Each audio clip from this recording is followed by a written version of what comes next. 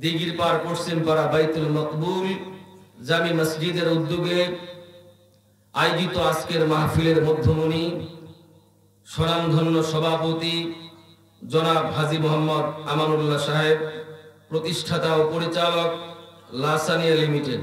উপস্থিত আছেন এবং মঞ্চ উপবিষ্ট হযরত উলামা ইকরাম, দূরদারাজ থেকে আগত সমবেত আমার সামনে উপবিষ্ট বয়োজ্যেষ্ঠ মুরব্বিয়ানে আজম, সমবয়সী যুবক বন্ধুরা, পর্দার অন্তরালে অবস্থানরতা সজলা সফলা সম্মানিতা সর্বগুণে গুণান্বিতা মা ও বোনেরা, সকলকে জানাচ্ছি আমার পক্ষ থেকে আন্তরিক মুবারকবাদ এবং উষ্ণ অভিনন্দন। আপনারা সকলেই কেমন আছেন? জি আলহামদুলিল্লাহ, আল্লাহ পাক আমাকেও খুব ভালো রেখেছেন। আমরা এখানে আসছি কার খুশির জন্য? আমরা নামাজ পড়ি কার জন্য? রোজা রাখি কার জন্য? হজ করি কার জন্য? দান করি কার জন্য? বিড়ি টানি কার জন্য? কার জন্য? কেউ কেউ বলে শয়তানের জন্য, আবার কেউ চুপ করে আছে। শয়তানকেও দোষ দিব না, মানে কি পরিমাণ ক্লোজ সম্পর্ক হয়ে গেছে শয়তানের সাথে, ইবলিসের সাথে। শয়তানের প্রশ্নয় পড়ে যেটা টানে, এইটাও শয়তানদের দোষ দেব না। সম্পর্কটা কেমন হয়ে গেছে, বিষয়টা কি এরকম? বিড়ি কি টানা যাবে? তো যাই হোক, আপনারা এখানে আছেন, কিছু সময়, অল্প সময়ে স্বল্প কিছু কথা বলবো ইনশাআল্লাহ। মনোযোগ সহকারে আমরা শ্রবণ করব। দুই বন্ধু মিলে মাছ ধরতে গেছে। কি ধরতে গেছে ভাই? জোড়া আছে। দুজন জাল ফেলেছে, একজনের জালে মাছই উঠে নাই, আরেকজনের জালে বিশাল বড় একটা বোয়াল মাছ উঠছে।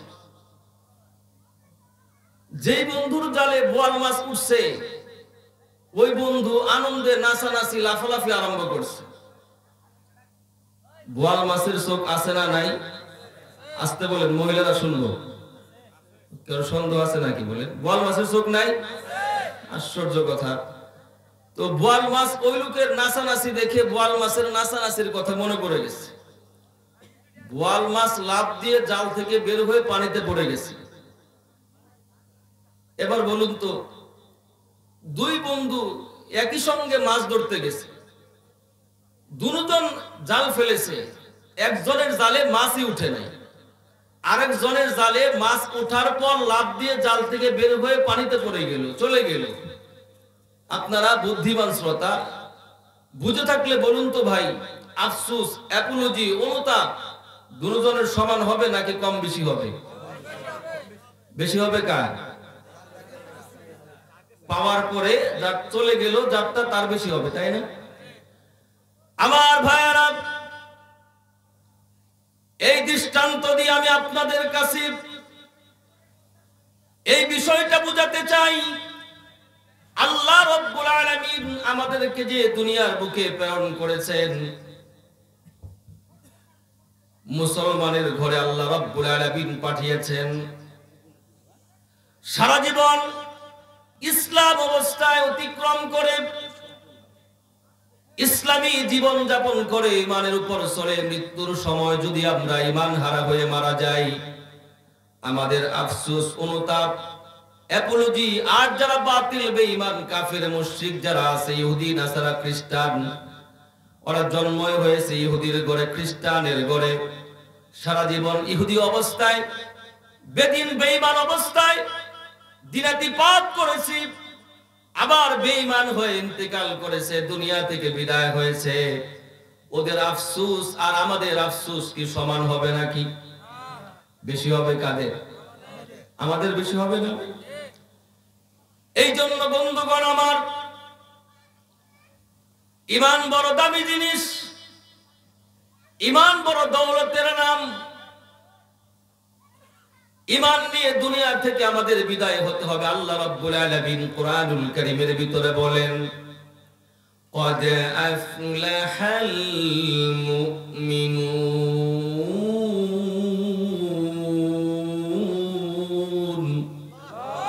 আল্লাহ পাক বলেন যে মুমিনরা সফল হয়ে গেছে। আমার ভাইরা, আল্লাহ রাব্বুল আলামিন কেন বললেন মুমিনরা সফল হয়ে গেছে, ইমানদাররা সফল হয়ে গেছে? ইমানদার যখন মৃত্যুর পরে জান্নাতের ভিতরে যখন প্রবেশ করবে তখনই না মুমিন সফল হবে। কিন্তু আল্লাহ পাক নিশ্চিতভাবে বলে দিয়েছেন মুমিন সফল হয়ে গেছে। কেন এইভাবে বললেন? মুফাসসিরিন একরাম লিখেছেন, আয়াতের ব্যাখ্যার ভিতরে এসেছে যে জিনিস নিশ্চিতভাবে হয় আমরাও মুসলমান সেই জিনিসটা আগে থেকে বলি হয়ে গেছে। যেমন গাছ থেকে যদি তাল পড়ে আমরা কি বলি? ঠাস করে পড়ছে, ঠাস কইরা। এবার বলুন তো ভাই, ঠাস কি আগে করে না পড়ার পরে ঠাস করে? আর আমরা কি বলি? ঠাস করে পড়ছে। তার মানে কি? পড়লে ঠাস করবে, পড়লে কি করবে? আগামীকাল সকালবেলা আপনার ওয়াইফকে কিংবা আপনার মাকে জিজ্ঞেস করবেন, যখন রান্না বান্না করে কি রান্না করো, দেখবেন জিজ্ঞেস করে তারা বলবে ভাত রান্না করতেছি। আসলে কি চাউল রান্না করে নাকি ভাত রান্না করে? যে বলেন। তার মানে হচ্ছে কিছুক্ষণ পরেই এই চাউল ভাত হয়ে যাবে, নিশ্চিত সত্য। এর ভিতরে কোনো দেয়ার ইজ নো ডাউট, সেখানে কোনো সন্দেহ নেই। ঠিক তদ্রূপ মুমিন যে আল্লাহর জান্নাতে যাবে, মুমিন যে গেইনার হবে, সাকসেসফুল হবে, আল্লাহর জান্নাত তার জন্য যে সুনিশ্চিত, আল্লাহ রাব্বুল আলামিন কনফার্মলি নিশ্চিতভাবে কুরআনুল কারীমের ভিতরে বলে দিয়েছেন। সুবহানাল্লাহ বিহামদিহি। এই সামান্য পরিমাণ ঈমানের কি পরিমাণ দাম! এই ঈমান আল্লাহ পাক সবাইকে দান করেন না। হযরত নূহ আলাইহিস সালামের সন্তান কেনান কালেমাহীন জাহান্নামী। মুসলমান ভাইয়েরা আমার, শুধু তাই নয়, হযরত ইব্রাহিম পয়গম্বরের বাবা নাম আযর, ঈমানওয়ালা নাকি বেঈমান? জোরে বলেন। হযরত লূত আলাইহিস সালামের স্ত্রী কালেমাহীন জাহান্নামী। ফেরাউন এবং আসিয়া একই ঘরে বসবাস করেছে। কালেমাহীন জাহান্নামী ফেরাউন ঈমান কপালে জুটে একটা গাবি খায় ঘাস কিন্তু দেয় দুধ, একটা মৌমাছি খায় ফুলের রস কিন্তু দেয় মধু, একটা রেশম কীট খায় রেশমি পাতা কিন্তু ওর মল থেকে তৈরি হয় পৃথিবীর সবচেয়ে উন্নত মানের খাবার, দামি পোশাক, তার নাম হচ্ছে রেশমি পোশাক। কি পোশাক? ওদের খাবার এত নিম্নমানের, কিন্তু ওর ভিতর থেকে যা কিছু তৈরি হচ্ছে পৃথিবীর সবচেয়ে উন্নত মানের জিনিস। আমরা হলাম মানুষ, আমরা খাই বাহারি রকমের ফল, বিভিন্ন আইটেমের খাবার। এগুলো খেয়ে যখন আমরা ডাইজেস্ট করি, হজম করি, মুসলমান তখন তা থেকে আসে উৎকট দুর্গন্ধ। এরপরও আমাদের এক্সেলেন্স কোথায়? আমাদের শ্রেষ্ঠত্ব কোথায়? আমাদের মর্যাদা কোথায়? কারণ আমরা মনে প্রাণে পড়ে নিয়েছি আশহাদু আল্লা ইলাহা ইল্লাল্লাহু ওয়া আশহাদু আন্না মুহাম্মাদান আবদুহু ওয়া রাসূলুহু। মুসলমান ভাইরা আমার, এই কালেমার কি পরিমাণ দাম! আল্লাহর নবী, সরওয়ারে কায়নাত নবী, ইমামুল আম্বিয়া নবী, হাবিবে কিবরিয়া নবী মুহাম্মদুর রাসূলুল্লাহ সাল্লাল্লাহু আলাইহি সাল্লাম বলেন, বুখারীতে আসছে হাদিসটা, তিরমিজি শরীফে আসছে, মুসলিম শরীফে আসছে, হযরত আনাস থেকে বর্ণিত। আল্লাহ নবী বলেন, আনাস রে, কিয়ামতের ময়দানে মুসিবতের সময় তিনটি জায়গায় আমি নবীজিকে ভীষণ প্রয়োজন পড়বে। কয়টি জায়গা? জোরে আওয়াজে বলেন না। বন্ধুগণ আমার, তিনটি জায়গায় নবীজিকে খুঁজবো। এই নবীজিকে কি আমাদের প্রয়োজন আছে না নাই? হাসরের মাঠে আল্লাহ রাসূলের সুপারিশ ছাড়া জান্নাতে যাওয়া যাবে নাকি? বড় মুহাম্মদ মিরসানাম সাদ সালাম, বড় মুহাম্মদ মিরসানাম সাদ সালাম, আশফিয়ে মুজরিমা ইয়াউমুল কিয়াম। পাপীর শাফি যিনি হবেন ময়দানে হাসরে। শত শত সালাম জানাই মুহাম্মদের পরে, শত শত সালাম জানাই মুহাম্মদের পরে। পাপীর শাফি যিনি, আর বলেন না ভাই, পাপীর শাফি যিনি হবেন ময়দানে হাসরে, পাপীর শাফি যিনি হবেন ময়দানে হাসরে। আমার ভাইরা, এক নাম্বার জায়গা নবীজি বললেন, সাহাবীরা তোমরা আমাকে হাউজে কাউসারের গোড়ায় দাঁড়িয়ে থাকবো, সেখানে খুঁজবি। হাউজে কাউসারের পেয়ালা হাতে আমি আমার উম্মতের জন্য অপেক্ষা করব। আমার যে উম্মত আমার হাত থেকে এক পেয়ালা পানি পান করবে, 50 আলফা সানা, 50,000 বছরে সে আর কখনো তৃষ্ণার্ত হবে না। একটু জোরে জোরে বলেন না সুবহানাল্লাহ। দুই নম্বরে আমার সাহাবীরা শোনো, হাউজে কাউসারের গোড়ায় যদি তোমরা আমাকে কোনো সন্ধান করে না পাও, দুই নম্বরে মিজানের পাল্লার কাছে তোমরা আমাকে খুঁজবে। কুরআনুল কারীম জানিয়েছে, ওয়ানাদউল মাওয়াজিনাল কিসত লিয়াউমিল কিয়ামাতি ফালা তুযলামু নাফসুন শাইআ। নবীজি বলেন, মিজানের পাল্লা হালকা হয়ে গেলে জাহান্নামের ফয়সালা হয়ে যাবে। মিজানের পাল্লা যদি ভারী হয়ে যায়, আমলের পাল্লা যদি ভারী হয়ে যায়, জান্নাতের ফয়সালা হয়ে যাবে।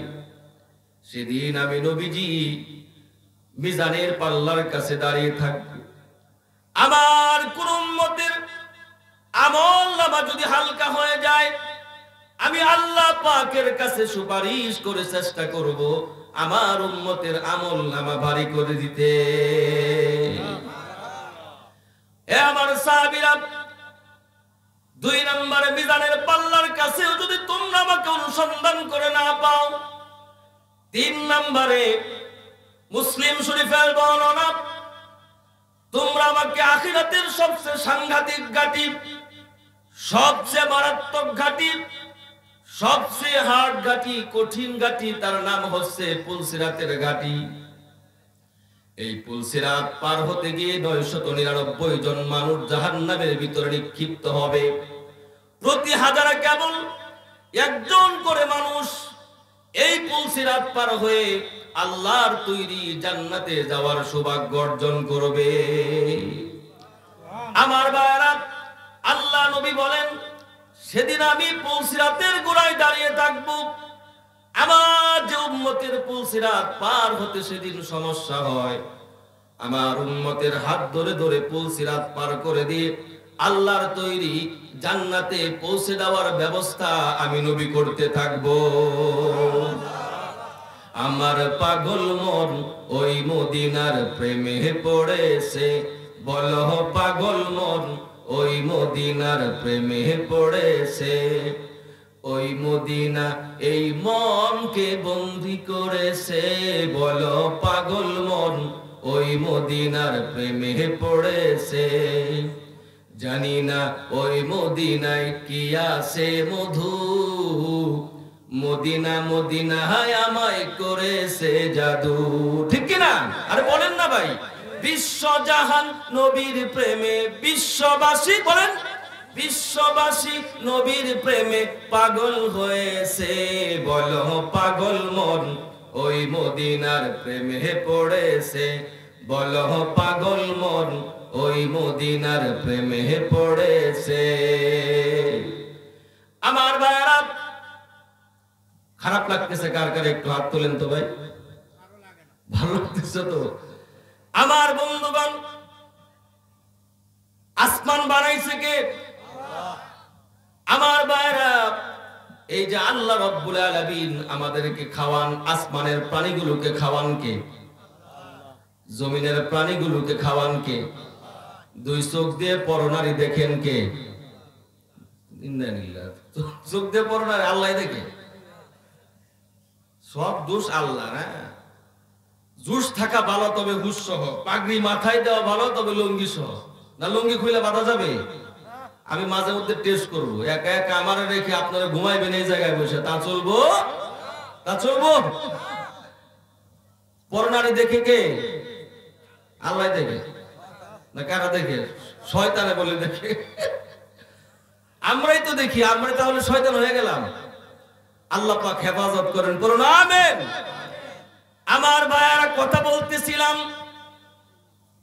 ঈমান নিয়ে। যারা পরিমাণ ঈমানের কি পরিমাণ দাম আমার আল্লাহ রাব্বুল আলামিনের কাছে ভাইয়ারা আমার। হাসরের ময়দানেও যারা পরিমাণের ঈমানের কারণে নবীজি সুপারিশ করবে। এক পর্যায়ে আল্লাহ পাক বলবেন, হাদিসটা বিশাল লম্বা হাদিস। নবীজিকে আল্লাহ পাক বলবেন, নবীজি যখন সিজদায় পড়ে পড়ে কাঁদবেন, আল্লাহ পাক বলবেন, ইয়া রাসূলুল্লাহ, হে আমার বন্ধু, আপনি ফারাসাকা ওয়া কুলতু ইসমা ওয়া সালতু তাওয়াসফা তুশাফফা, আপনার মাথাকে আপনি উত্তোলন করুন, আপনি যা চাবেন আপনার সমস্ত চাওয়া মঞ্জুর করা হবে, আপনার সুপারিশ মঞ্জুর করা হবে। আমার আপনার নবীকে আল্লাহ পাক বলবেন, মিসকাল হাববাতিন মিন ঈমান, জান জান আপনার উম্মতের ভিতর থেকে যাদের অন্তরে যত পরিমাণ ঈমান আছে তাদেরকে সুপারিশ করে জান্নাতে নিয়ে যান, সুবহানাল্লাহ। এরপরেও আমার আপনার নবী স্যাটিসফাই হবেন না, সন্তুষ্ট তিনি হবেন না, আবার সিজদায় পড়ে থাকবেন। আল্লাহ পাক বলবেন, মিসকালা যাররাতিন মিন ঈমান, জান জান এবার আপনাকে অনুমতি দিলাম, আপনার উম্মতের ভিতর থেকে যাদের অন্তরে যাররা পরিমাণ ঈমান আছে তাদেরকে জাহান্নাম থেকে বের করে জান্নাতে নিয়ে যান। আমার আপনার নবী সিজদা থেকে মাথা উঠাবে না, সিজদায় পড়ে পড়ে উম্মতি উম্মতি বলে কাঁদতে থাকবেন। আল্লাহর নবী বলবেন, আল্লাহ যত পরিমাণ বুঝি না, গম পরিমাণ বুঝি না, হাব্বাতিম মিন ঈমান, সরিষার দানা পরিমাণও আমি বুঝি না।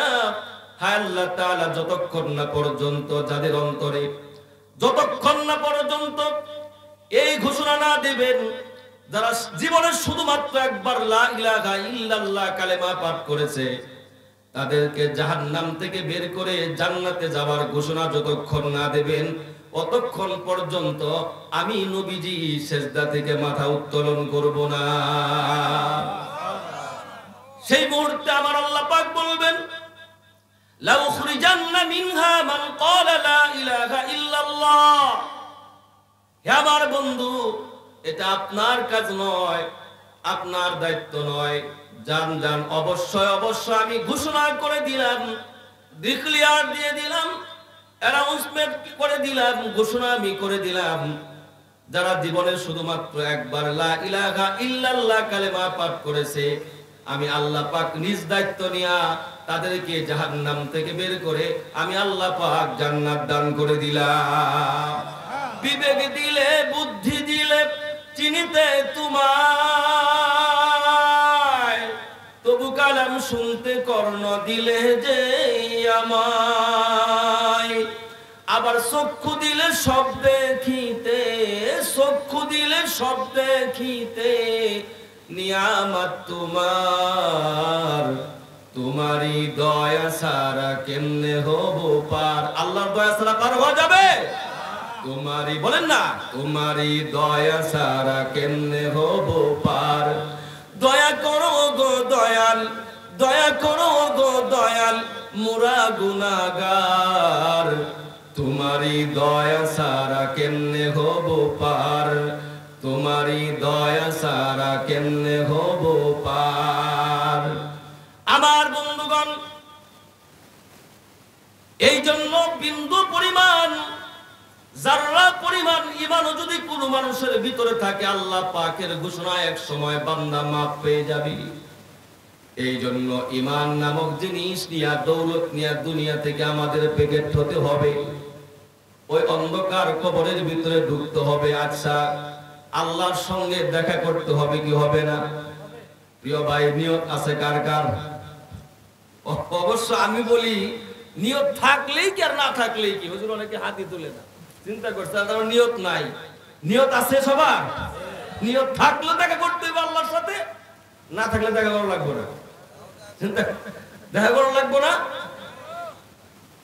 জীবন হলো মেড ইন চায়না, জীবন হলো মেড ইন চায়না, সেকেন্ডের নাই ওয়ারেন্টি।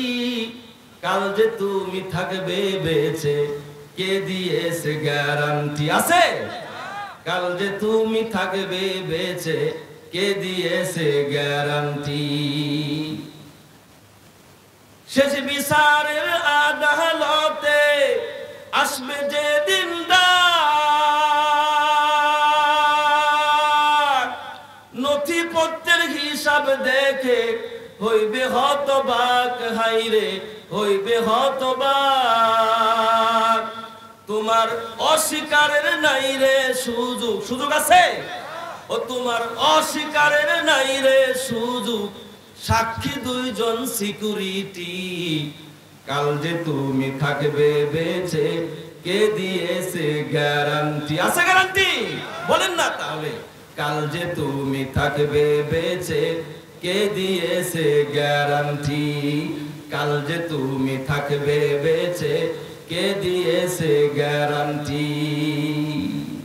প্রিয় ভাই, জীবনের যাই করি না কেন লক্ষ্য একটাই, দুনিয়া একদিন ছাড়তে হবে, আখিরাত আমাদেরকে গুছাতে হবে দুনিয়া থেকে। ঠিক আছে না ভাই? মা বোনরা আছে না? পর্দার ভিতরে আছে মা বোনরা? 3 ফকিরে ভিক্ষা করে। কি করে ভাই? আর জোরে আওয়াজে বলেন, কি করে? ঘুম আসতেছেন কারা কারা হাত তুলে? একজনও নাই। মাশাআল্লাহ, আপনারা সচেতন শ্রোতা। 3 ফকিরে ঐক্য জোট কি করে ভাই?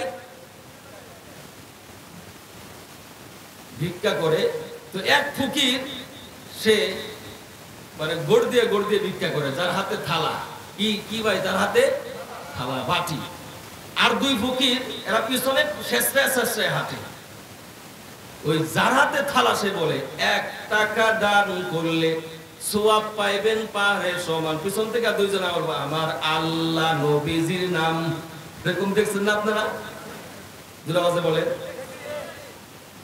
ভাই ফকির ঐক্য জোট। খুব সুন্দর গজল গায়। আচ্ছা বলুন তো ভাই, এই যে ফকির টাকাও ভালো ইনকাম করে, এই যে 3 ফকিরে ভিক্ষা করে, এদের উদ্দেশ্য কি? মানুষকে গজল শোনানো নাকি টাকা ইনকাম করা? জোরে আওয়াজে বলে না কেন? আবার সাপের খেলা দেখায় না অনেক মানুষ? অনেক সাপুরে দেখবেন বাজারের ভিতরে একটা লেকচার মারে, বাবারও মাজারে ওরেনি কবুতর উড়িয়া আইছে আমার বাড়ি।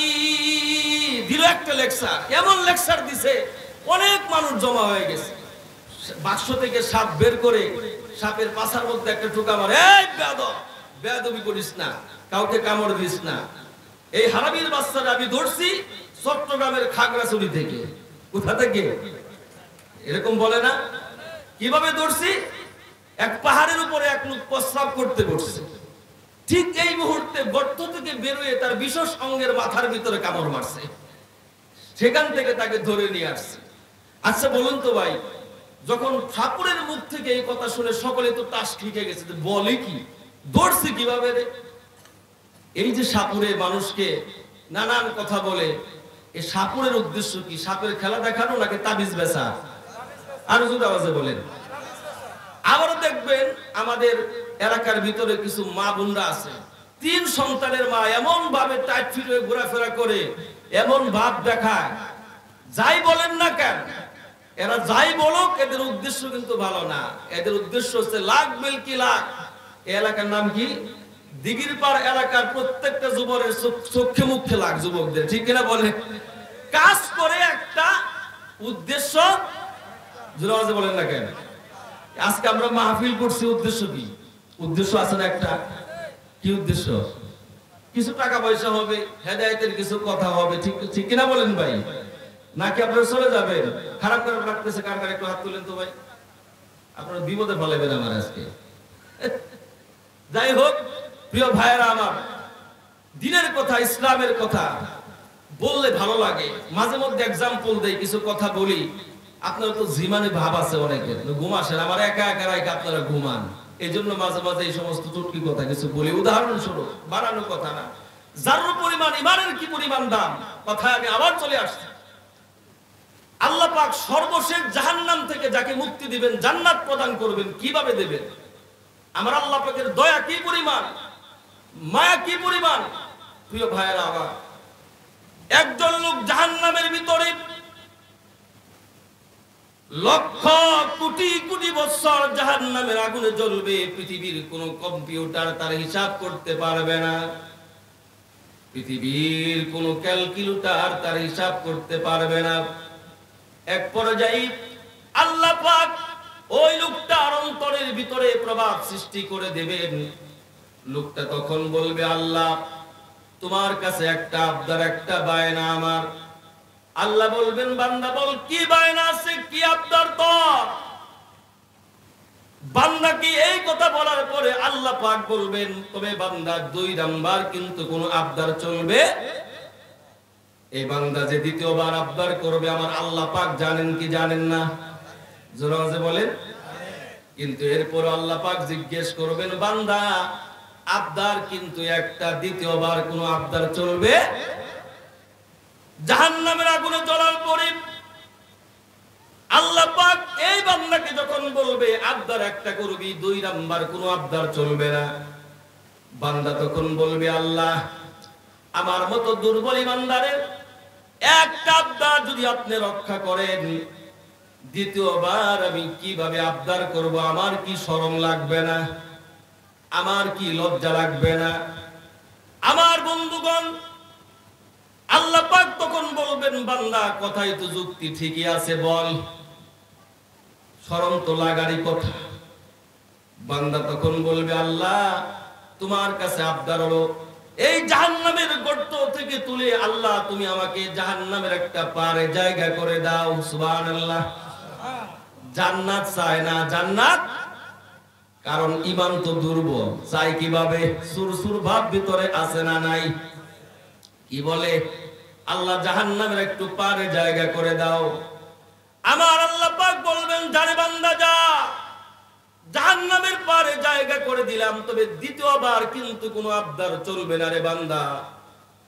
আল্লাহ পাক যখন জায়গা করে দিবেন, লক্ষ কোটি কোটি বছর বান্দা এই জাহান্নামের পারে থাকতে থাকবে। এক পর্যায়ে তার হুঁশ ফিরে আসবে, বান্দা বলবে, আল্লাহ সরি, আমার ভুল হয়েছে। কি ভুল হয়েছে বান্দা? বান্দা বলবে, আল্লাহ ওই যে আগে যেটা বলছিলাম সেটা ভুল হয়েছে। সুবহানাল্লাহ বলেন। কারণ বান্দা সেখানে থাকার পর দেখবে জান্নাত এবং জাহান্নামের মাঝখানে আরাফ নামক একটা জায়গা, গাছপালা, তরুলতা, পাতা পল্লব দিয়ে ঘেরা সুন্দর একটা বাসস্থান। এই জায়গাটা দেখে বান্দার আকর্ষণ সেখানে চলে যাবে। বান্দা আল্লাহর কাছে বলবে, আল্লাহ তোমার কাছে আরেকটা আবদার আমি করতে চাই। আল্লাহ বলবেন, কিরে বান্দা, তুই না বলেছিলি 2 নাম্বার কোন আবদার করবি না? বান্দা তখন বলে, আল্লাহ তুমি যদি আমার 2 নাম্বার আবদার রক্ষা করো, পৃথিবীর কোন মানুষ এমন আছে নাকি তোমার বিরুদ্ধে কমপ্লেইন করবে, অভিযোগ দায়ের করবে? আছে নাকি? আল্লাহ পাক তখন বলবেন, বান্দা কথাই তো যুক্তি ঠিকই আছে, আমার বিরুদ্ধে আবার কে কমপ্লেইন করবে? আমার বিরুদ্ধে আবার কে অভিযোগ দায়ের করবে? আল্লাহ পাক বলবেন, বল বান্দা কি বলতে চাস? এত বাহানা করা লাগবে না, এত এক্সকিউজ আর ওসিলা দেওয়া লাগবে না। বান্দা বলবে, আল্লাহ তোমার কাছে আমার আবদার হলো জান্নাত এবং জাহান্নামের মাঝখানে এই যে জায়গাটুকু, তার নাম হচ্ছে আরাফ নামক জায়গা। আল্লাহ মেহেরবানি করে আরাফ নামক জায়গায় তুমি একটু আমাকে আশ্রয় দাও। সুবহানাল্লাহ। আমার আল্লাহ পাক বলবেন, ঠিক আছে বান্দা, জান্নাত তো চায় না, জান্নাত চাইলে না আল্লাহ পাক জান্নাত দেবে। আর জান্নাত চাই কিভাবে? ঈমান তো দুর্বল না সবল? জোরে আওয়াজে বলে না কেন? ভিতরে সুরসুর ভাব আছে না নাই? এই জন্য মুসলমান আল্লাহ তাআলার কাছে জান্নাত চায়। আল্লাহ পাক বলেন, ঠিক আছে বান্দা, 2 নাম্বার আবদার আমি রক্ষা করলাম, তবে তৃতীয়বার কিন্তু কোনো আবদার চলবে না। সুবহানাল্লাহ বলেন। আচ্ছা বলুন তো, দিঘির পাড়ের মুসলমান, এই বান্দা যে তৃতীয়বার আমার আল্লাহর কাছে আবদার করবে, আমার আল্লাহ রাব্বুল আলামিন জানেন কি জানেন না? আল্লাহ পাক তো সব করতে পারেন, সব জানেন, ঠিক কিনা বলেন? সব ক্ষমতার উৎস তুমি, যা ইচ্ছে তাই করো। সব ক্ষমতার উৎস তুমি, যা ইচ্ছে তাই করো। তোমার হাতে মরণ বাসন সবই তুমি পারো। বলেন না, তোমার হাতে মরণ বাসন সবই তুমি পারো, ঠিক কিনা? আল্লাহ পাক সবই কিন্তু জানেন। এরপরও বলবেন বান্দা, তৃতীয়বার কিন্তু কোনো আবদার চলবে না। এরপর আল্লাহ পাক আরাফ নামক জায়গায় যখন বান্দাকে একটু আশ্রয় দেবেন, লক্ষ কোটি কোটি বছর মুসলমান সেখানে থাকার পরে তারা হুঁশ ফিরে আসবে, বুঝতে পারবে আমি তো মারাত্মক ধরনের একটা ভুল করেছি। আল্লাহ তাআলার কাছে তো আরেকটু বেশি চাইলে চাইতে পারতাম। এই আরাফের পাশে জান্নাত আছে। এই বান্দা জান্নাতের সামনে দিয়ে ঘোরাফেরা করে, কিন্তু আল্লাহ তাআলার কাছে তো জান্নাত চায় না। না চাইলে দেয় কিভাবে, ঠিক কিনা বলে? বাহানা লাগবে কি লাগবে না? একটা ওসিলা তো লাগবে। চায় না, আল্লাহ দেয় কিভাবে? আমার আল্লাহ পাকের রহমতের দরিয়ার ভিতরে জোশ উঠে যাবে। একটা সেকেন্ডের জন্য, মুহূর্তের জন্য আল্লাহ পাক জান্নাতের গেটটা ওপেন করে দিবেন। সুবহানাল্লাহ। জান্নাতের হুর গেলমান নাজ নিয়ামত দেখে ওই লোকটা মুসলমান বেহুশ হয়ে পড়ে যাবে আর বলবে আমি তোমার ধরনের একটা ভুল করে ফেলেছি। আল্লাহ তাআলার কাছে তখন বান্দা বলবে, হায় আল্লাহ রব্বুল আলামিন, তোমার কাছে একটা আবদার আমি করতে চাই। আল্লাহ বলবেন, কি বান্দা বল। বান্দা বলবে, আল্লাহ একটা বারের জন্য অনুমতি দাও, একটা দৌড় দিয়ে এই জান্নাতের ভিতরে আমি ঢুকে যাই, আর এক দৌড় দিয়ে জান্নাত থেকে বের হয়ে যাই। আল্লাহ পাক বলবেন, কিরে বান্দা, এটা আবার কেমন কথা? আমার জান্নাতে ঢুকবি, আবার বের হয়ে যাবি, আমার জান্নাতের জন্য কি তোর মায়া লাগবে না রে বান্দা? বান্দা বলবে, আল্লাহ মায়া লাগলেও তো কিছু করার নাই, কারণ ইমানের তো পাওয়ার নাই। বান্দা তখন বলবে, আল্লাহ আল্লাহ বলবেন, ঠিক আছে বান্দা, তোর কথা মতো যদি তোরে জান্নাতের ভিতরে ঢোকার অনুমতি দেই, তুই যদি বের না হস, তুই যদি বের বলেন, তুই যদি বের। বান্দা বলবে, আল্লাহ এটা আবার কেমন কথা? আমি যদি বের না হই, আমার গাড়টা ধরে জান্নাত থেকে বের করে দেওয়ার পাওয়ার এই ক্ষমতা কি আল্লাহ তোমার নাই? আল্লাহর আছে না নাই? সন্দেহ আছে কার কার? হাত তুলেন। সন্দেহ আছে কার কার? আওয়াজ দেন না কেন? প্রিয় ভাই, বান্দা তখন এই কথা যখন বলবে, আল্লাহ তোমার কি এই ক্ষমতা নাই? আল্লাহ বলবেন, হ্যাঁ বান্দা আছে তো, কথাই তো তোর যুক্তি ঠিকই আছে, যা অনুমতি দিলাম, তবে যাবি আর বের হবি। আমার বন্ধুগণ, আল্লাহর অনুমতি ক্রমে এই বান্দা জান্নাতের ভিতরে ঢোকার পরে জান্নাতের নাজ নিয়ামত দেখে বের হওয়ার কথা বলে যাবে। সুবহানাল্লাহ। আল্লাহ পাক বলবেন, কিরে বান্দা বের হস না কেন? কথা কি ছিল তোর সঙ্গে, কেন বের হস না? বান্দা বলবে, বান্দা তখন কুরআনুল কারীমের ভিতরে আসছে, আল্লাহ তাআলার সঙ্গে একটা ওয়াজ আরম্ভ করবে। কি আরম্ভ করবে? ইন্নাল্লাযীনা ইয়ারিফুনাল ফিরদাউস হুম ফিহা খালিদুন।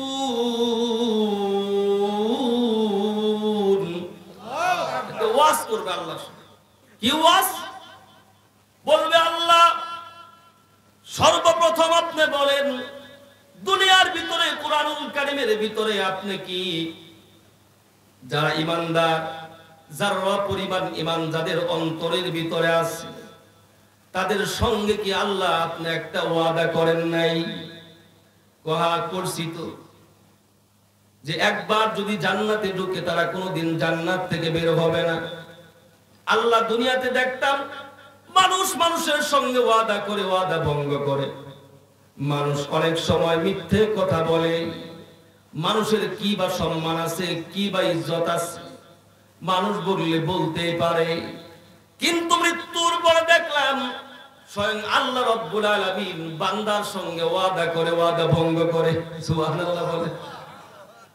আল্লাহ বলবেন, এই তোর সঙ্গে আমি কি ওয়াদা করেছি, কি ওয়াদা আমি ভঙ্গ করলাম?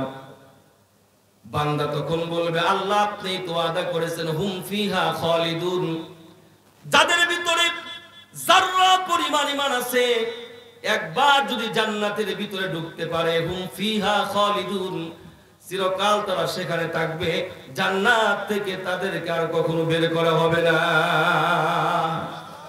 আল্লাহ পাক তখন বলবেন, ওই হাক ইবনে আদম মা আকদারাক, মুস্কি হাসি দিয়ে বলবেন, ধ্বংস হোক তোর আদম জাত, তোর মতো বড় গাদ্দার একটাও নাই। তুই একবার ওয়াদা করস আর একবার ভঙ্গ করস, ছিলি জাহান্নামে, তারপরে জাহান্নামের পারে, এরপরে আরাফে, এরপরে তুই জান্নাতের ভিতরে ঢুকাইলাম সামান্য সময়ের জন্য, এখন তুই ওয়াজ আরম্ভ করছস। যারে বান্দা যা, আমি আল্লাহ পাক বিপন্ন নয়, ইন্নালাকা আশারাতা আমসালিদ দুনিয়া, আমি আল্লাহ রাব্বুল আলামিন একটা জান্নাত নয়, আমি আল্লাহ পাক সত্য, আমার ওয়াদাও সত্য, আমি আল্লাহ পাক তোর জন্য 10 দুনিয়ার একটা জান্নাত, 10 দুনিয়ার সমপরিমাণ একটা জান্নাত তোর জন্য বরাদ্দ করে দিলাম। যাররা পরিমাণ ঈমান নিয়ে যদি আমরা যেতে পারি, লক্ষ কোটি কোটি বছর জাহান্নামের ভিতরে জ্বলার পরেও যাররা পরিমাণ ঈমানের কারণে এক সময় সে মুক্তি পেয়ে যাবে। সুবহানাল্লাহ। এই জান্নাত কেমন হবে? থাকতে থাকবে দুনিয়াতে আমরা দেখি অনেকের ভিতরে টেনশন, হুজুর কয়দিন আল্লাহ মেহমানদারি করবে, যে কয়দিন নামাজ রোজা পড়ছি, এই নামাজের ইবাদতের সওয়াব দেওয়ার পর আল্লাহ কবে বের হও জান্নাত থেকে। এরকম কি? দুনিয়াতে অনেক সময় দেখি কোন আত্মীয় বাড়ি গেলে প্রথম দিন যেই পরিমাণ আপ্যায়ন হয়, দ্বিতীয় দিন কি সেই পরিমাণ হয়? ইভেন শ্বশুর বাড়ির একটা কথা আছে, শ্বশুর বাড়ি মধুর হাড়ি 3 দিন পর, জোরাজে বলে না কেন, ভয় পাইতেছেন মা বোনরা শুনবে, এই জন্য 3 দিন পর ওই যে মুরব্বী চাচা বলছে ঝাড়ুর বাড়ি, শ্বশুর বাড়ি। এক জামাই গেছে শ্বশুর বাড়ি, কোথায় গেছে ভাই? আই জোরাজে বলেন কোথায় গেছে? তো জামাই ভীষণ চালাক, শাশুড়ির দুধ জাল করে, এক পেয়ালা দুধ জাল করে জামাইয়ের সামনে আনছে। মুসলমান জামাই সেই পেয়ালা থেকে 1 ফোঁটা দুধ নিয়ে পিলারের উপর রাখছে, দেখে দুধ নড়েও না, সরেও না, এদিকেও যায় না, ওদিকেও যায় না। বুঝে থাকলে বলুন তো মুসলমান, শাশুড়ির মহব্বত কম না বেশি? কারণ দুধের জাল আজকে কম হয়েছে না বেশি হয়েছে? জোরাজে বলে, এই জন্য তো দুধ নড়েও না, সরেও না, এদিকেও যায় না, ওদিকেও যায় না। দ্বিতীয় দিন মুসলমান শাশুড়ি আবার দুধ জাল করে যখন জামাইয়ের সামনে রাখছে, জামাই কিন্তু বোকা নাকি চালাক? জোরাজে বলে, আরো জোরাজে বলে। 1 ফোঁটা দুধ নিয়ে আবার পিলার উপর রাখছে। আজকে প্রথম দিন না দ্বিতীয় দিন? আজকে দেখি দুধ একটু নড়াচড়া করে, তার মানে মহব্বত কমছে না আগের চেয়ে বাড়ছে? দুধের জাল আজকে বেশি হয়েছে না কম হয়েছে?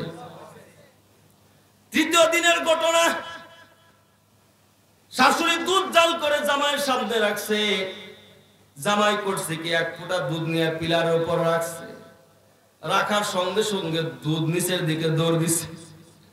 সকালবেলা মুসলমান জামাই উঠে দৌড়, শাশুড়ি বলে, জামাই কই যাও, আর কয়দিন থাইকা যাও? জামাই বলে, শাশুড়ি আম্মা এটা আপনার মনের কথা না, এটা আপনার মুখের কথা, কারণ আপনার দুধের জালি বলতেছে জামাই তাড়াতাড়ি বাড়িতে যাও। দুধের জাল যেহেতু কম হয়েছে, দুধ যেহেতু দৌড় দিছে, আমাকেও দৌড় দিতে হবে, বেশি দিন এই বাড়িতে আর থাকা যাবে। জান্নাত কেমন হবে না? জোরাজে বলেন। ভাই ঘুমাসতেছেন, ছেলে দেওয়ার মালিককে, মেয়ে দেওয়ার মালিককে, না দেওয়ার মালিককে, দোষ কার? দোষ বলে আল্লাহ, দোষ আল্লাহ। ফাইসালা কার? এই জোরাজে বলেন ফাইসালা কার? অনেক মানুষ দেখবেন মেয়ে সন্তান হলে চেহারাটা বাংলা পাঁচের মতো হয়ে যায়, পেশার মতো হয়ে যায়, আছে না নাই? জোরাজে বলেন। এক লোকের হুকুকুল ওয়ালিদাইন একটা কিতাবের ভিতরে আসছে, এক লোকের সন্তান হয় না, বহু বছর পরে আল্লাহ রাব্বুল আলামিন তাকে একটা সন্তান দান করেছেন, সেটাও কন্যা সন্তান। তার নামই রাখছে হয় না। নামই কি রাখছে ভাই? যেহেতু অনেক বছর পরে হয়েছে, হয় না করতে করতে হয়েছে, এই জন্য নামই রাখছে। আরো জোরে। এরপরে আবার আল্লাহর উপর ভরসা নিয়ে আরেকটা সন্তান নিছে, ছেলের আশায় সন্তান নিছে। এই বছরও দেখে আল্লাহ রাব্বুল আলামিন তাকে আরেকটা কন্যা সন্তান দিছে, মেয়ে সন্তান। তার নাম রাখছে ময়না। নাম কি রাখছে? প্রথম সন্তানের নাম কি? দ্বিতীয়টার নাম? উনি কি রাখতেছে না খুশি হইতেছে? এবার মুসলমান আল্লাহর উপর ভরসা করে আবার চান্স নিছে। এইবার মুসলমান আল্লাহ পাক তাকে যেহেতু পরীক্ষা করবেন, আল্লাহ পাক তাকে আরেকটা সন্তান দান করেছে। তবে এটাও ছেলে সন্তান নয়, এটাও মেয়ে সন্তান। কি সন্তান? তার নাম রাখছে গয়না। নাম কি রে ভাই? হয় না, ময়না, গয়না। কয়টা হয়েছে? উনি খুশি না রাগী? এবার মুসলমান আল্লাহ পাকের উপর ভরসা করে আবার একটা ছেলে সন্তানের আশায় সন্তান নিছে। এরপরে দেখি মুসলমান আরেকটা সন্তান হয়েছে, সেটাও মেয়ে সন্তান। সেটা কি সন্তান? তার নাম রাখছে সয়না। তার নাম রাখছে কি? সয়না। কয়টা হইল? জোরে বলে। এরপরে মুসলমান আল্লাহ পাকের উপর ভরসা করে আরেকটা সন্তান নিছে। ছেলে সন্তানের আশায় আশায় সন্তান নেয়, কিন্তু আল্লাহ কি দেয়? জোরে বলে। এবার আরেকটা কন্যা সন্তান হয়েছে। কি সন্তান? তার নাম রাখছে আর না। আল্লাহ আর দিও। মুসলমান ভাই আল্লাহর উপর ভরসা করে লোকটা আরেকটা চান্স নিছে, কিন্তু মুসলমান এইবারও দেখে আল্লাহ পাক তাকে আরেকটা কন্যা সন্তান দিছে। কি সন্তান? তার নাম রাখছে সাইনা। নাম কি রাখছে ভাই? সাইনা। হয় না, ময়না, গয়না, সয়না, আর না, সাইনা। কয়টা হয়েছে? জোরে বলেন। জাহান্নামের গেট কয়টা? মুক্তা মুসলমান ৬টা সন্তান যখন হয়েছে, আসাবার জন্য বলি না, বুঝাবার জন্য বলি। এ মুসলমান ইমানদার, ৬টা মেয়ে সন্তান যখন হয়েছে, বিবির সামনে গিয়ে বলতেছে, আর একটা যদি কন্যা সন্তান প্রসব করিস তাহলে এই বাড়ি থেকে তোকে বিদায় করব। স্ত্রীকে ধমকি হুমকি মেরে মুসলমান ইমানদার রাতের বেলা ঘুমায় গেছে। ঘুমের ঘরে স্বপ্ন দেখতেছে জাহান্নামের ফেরেশতারা লোকটাকে দৌড়াচ্ছে। দৌড়াতে দৌড়াতে জাহান্নামের প্রথম গেটে তাকে নিয়ে গেছে। সেখানে গিয়ে দেখে তার প্রথম মেয়ে হয় না দাঁড়িয়ে আছে, 2 হাত এইভাবে দিয়ে দাঁড়িয়ে আছে আর বলতেছে, জাহান্নামে যদি যেতে হয় আমি হয় না যাব, আমার বাবাকে আমি জাহান্নামে ডুবতে দেব না। সুবহানাল্লাহ। আবার জাহান্নামের ফেরেশতারা দৌড়াতে দৌড়াতে জাহান্নামের 2 নম্বর গেটে যখন তাকে নিয়ে গেছে, গিয়ে দেখে সেখানে তার আরেক মেয়ে ময়না দাঁড়িয়ে আছে। 2 হাত দিয়ে, জাহান্নামে যদি যেতে হয় আমি ময়না যাব, আমার আব্বাকে আমি জাহান্নামে ডুবতে দেব না। সুবহানাল্লাহ। এভাবে যেতে যেতে জাহান্নামের 6টা গেটে 6 জন মেয়ে দাঁড়ায় আছে। বাবাকে জাহান্নামের ভিতরে ঢুকতে দেয়? মুসলমান ইমানদার লোকটার ঘুম ভেঙে গেছে। ঘুম ভাঙার পরে তাড়াতাড়ি করে বিবির কাছে আসছে। বিবির পা ধরে বলতেছে, বিবি রে, আমার ভুল হয়েছে, তুমি আল্লাহর রাস্তায় আমাকে মাফ করে দিও। জাহান্নামের গেট হচ্ছে 7টি, আমার কন্যা সন্তান 6টি। 6টা গেটের ভিতরে জাহান্নামের ফেরেশতারা আমাকে দৌড়িয়ে নিয়ে গিয়েছিল। 6টা মেয়ের বরকতে আল্লাহ পাক আমাকে জাহান্নাম থেকে রক্ষা করেছেন। জাহান্নামের ফেরেশতারা যদি আমাকে জাহান্নামের 7ম নাম্বার গেটের দিকে যদি আবার দৌড়ান দিত, তাহলে আমার কোন মেয়ে ছিল জাহান্নামের আগুন থেকে আমাকে বাঁচাতো? সুবহানাল্লাহ। এই জন্য বিবিরে বলতেছে, বিবি এখন থেকে প্রয়োজন আরেকটা কন্যা সন্তানের প্রয়োজন। 7টা যদি মেয়ে হয় জাহান্নামের 7টা গেট থেকে আমি ইনশাআল্লাহ রক্ষা পেয়ে যাব। সুবহানাল্লাহ। আমার ভাইরা, এই জন্য মনক্ষুণ্ণ হওয়ার কিছু নাই। অনেক মা বোনরা আছে, মা বোনরা ইসলামের জন্য অনেক ত্যাগ তিতিক্ষা করেছেন, অনেক উৎসর্গ তারা করেছেন। বন্ধুগণ আমার, এই যে ইমানের কথা আমি বলতেছি, ইমান বড় দৌলতের নাম। আমাদের পর্যন্ত যে ইসলামটা আসছে, ইমানটা আসছে, এমনি এমনি আসে নাই। রক্তের উপর ভর করে মুসলমান এই পর্যন্ত ইসলামটা আসছে, ঠিক কিনা বলেন? আমরা তো নামে মুসলমান, কামে মুসলমান না। নাম রাখছে ইমান আলী, মসজিদি চিনে না, আছে না নাই? বলে নাম রাখছে আব্দুল মুমিন, মুমিনের কোন চিহ্নই নাই। নাম রাখছে হাফিজ, কুরআনুল কারীম দেখেই পড়তে জানে না, এমন লোক আছে না নাই? নাম রাখছে শিশু মিয়া, বয়স হচ্ছে 80 বছর। বয়স কত বছর? নামের সাথে কাজের কোনো মিলই নাই। হালে মুসলিম ই জমানা দরমিয়ানে খাসু আম, হালে মুসলিম ই জমানা দরমিয়ানে খাসু আম, বা মুসলমা আল্লাহ আল্লাহ বাবর হামান রাম রাম। এই যুগেতে মুসলমান খাস কিংবা আম, মসজিদেতে আল্লাহ আল্লাহ মন্দিরেতে রাম, মসজিদেতে আল্লাহ আল্লাহ মন্দিরেতে রাম, ঠিক কি না? বর্তমানে কিছু মুসলমান মসজিদেও যায়, আবার মন্দিরেও যায়, আল্লাহর কাছে চায়, আবার ঠাকুরের কাছেও যায়, আছে না নাই? মুসলমান ভাইরা আমার, বলতেছিলাম ইমানের কথা। আল্লাহ নবীর একজন সাহাবী, নাম তার হযরত খুবাইব রাদিয়াল্লাহু তাআলা আনহু, মদিনা থেকে মক্কার কারাগারে মক্কার কাফির বেঈমানেরা তাকে গ্রেফতার করে নিয়ে আসলো। 1 মাস নয়, দীর্ঘ 2টা মাস মক্কার কারাগারে তাকে বন্দী করে রাখা হলো। খাবার দাবার বন্ধ করে দেওয়া হয়েছে। মুসলমান ভাইরা আমার, এরপরেও দেখে মক্কার কাফেররা জেলখানার ভিতরে হযরত খুবাইব রাদিয়াল্লাহু তাআলা আনহু বড় বড় আঙ্গুরের গুচ্ছ থেকে আঙ্গুর ছিঁড়ে ছিঁড়ে খায়। সুবহানাল্লাহ। মক্কার কাফের বেঈমানেরা বুঝতে পারল খাবারের কষ্ট দিয়ে খুবাইবকে কোনো লাভ হবে না, কারণ খুবাইব রাদিয়াল্লাহু তাআলা আনহুকে আল্লাহ রাব্বুল আলামিন জান্নাত থেকে জান্নাতি খাবারের ব্যবস্থা করতেছে।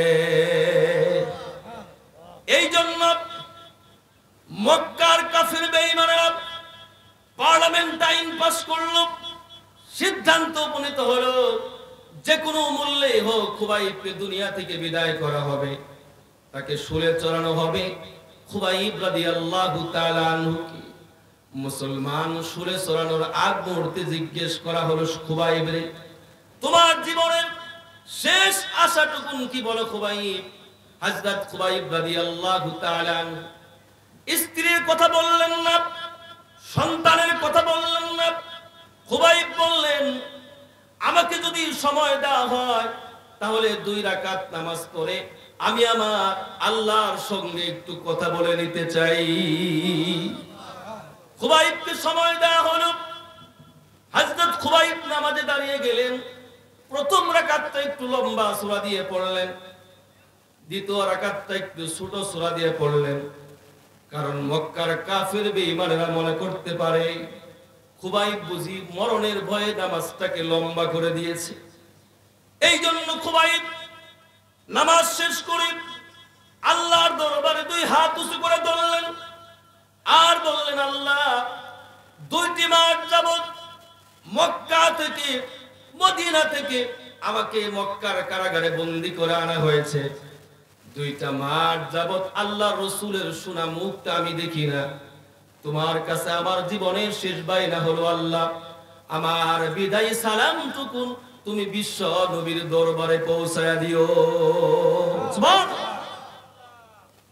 হযরত খুবাইব মুনাজাত শেষ করলেন। মক্কার কাফির বেঈমানেরা বলল, খুবাইব রে, এখনো সময় আছে, বল মুহাম্মদের দরবার ছাড়বি কিনা বল। খুবাইব বলে, জীবন চলে যায় যাবে, তবু কখনো কালেমা ছাড়বো না, দিন আমি ছাড়বো না, ঈমান কখনো আমি ছাড়বো না।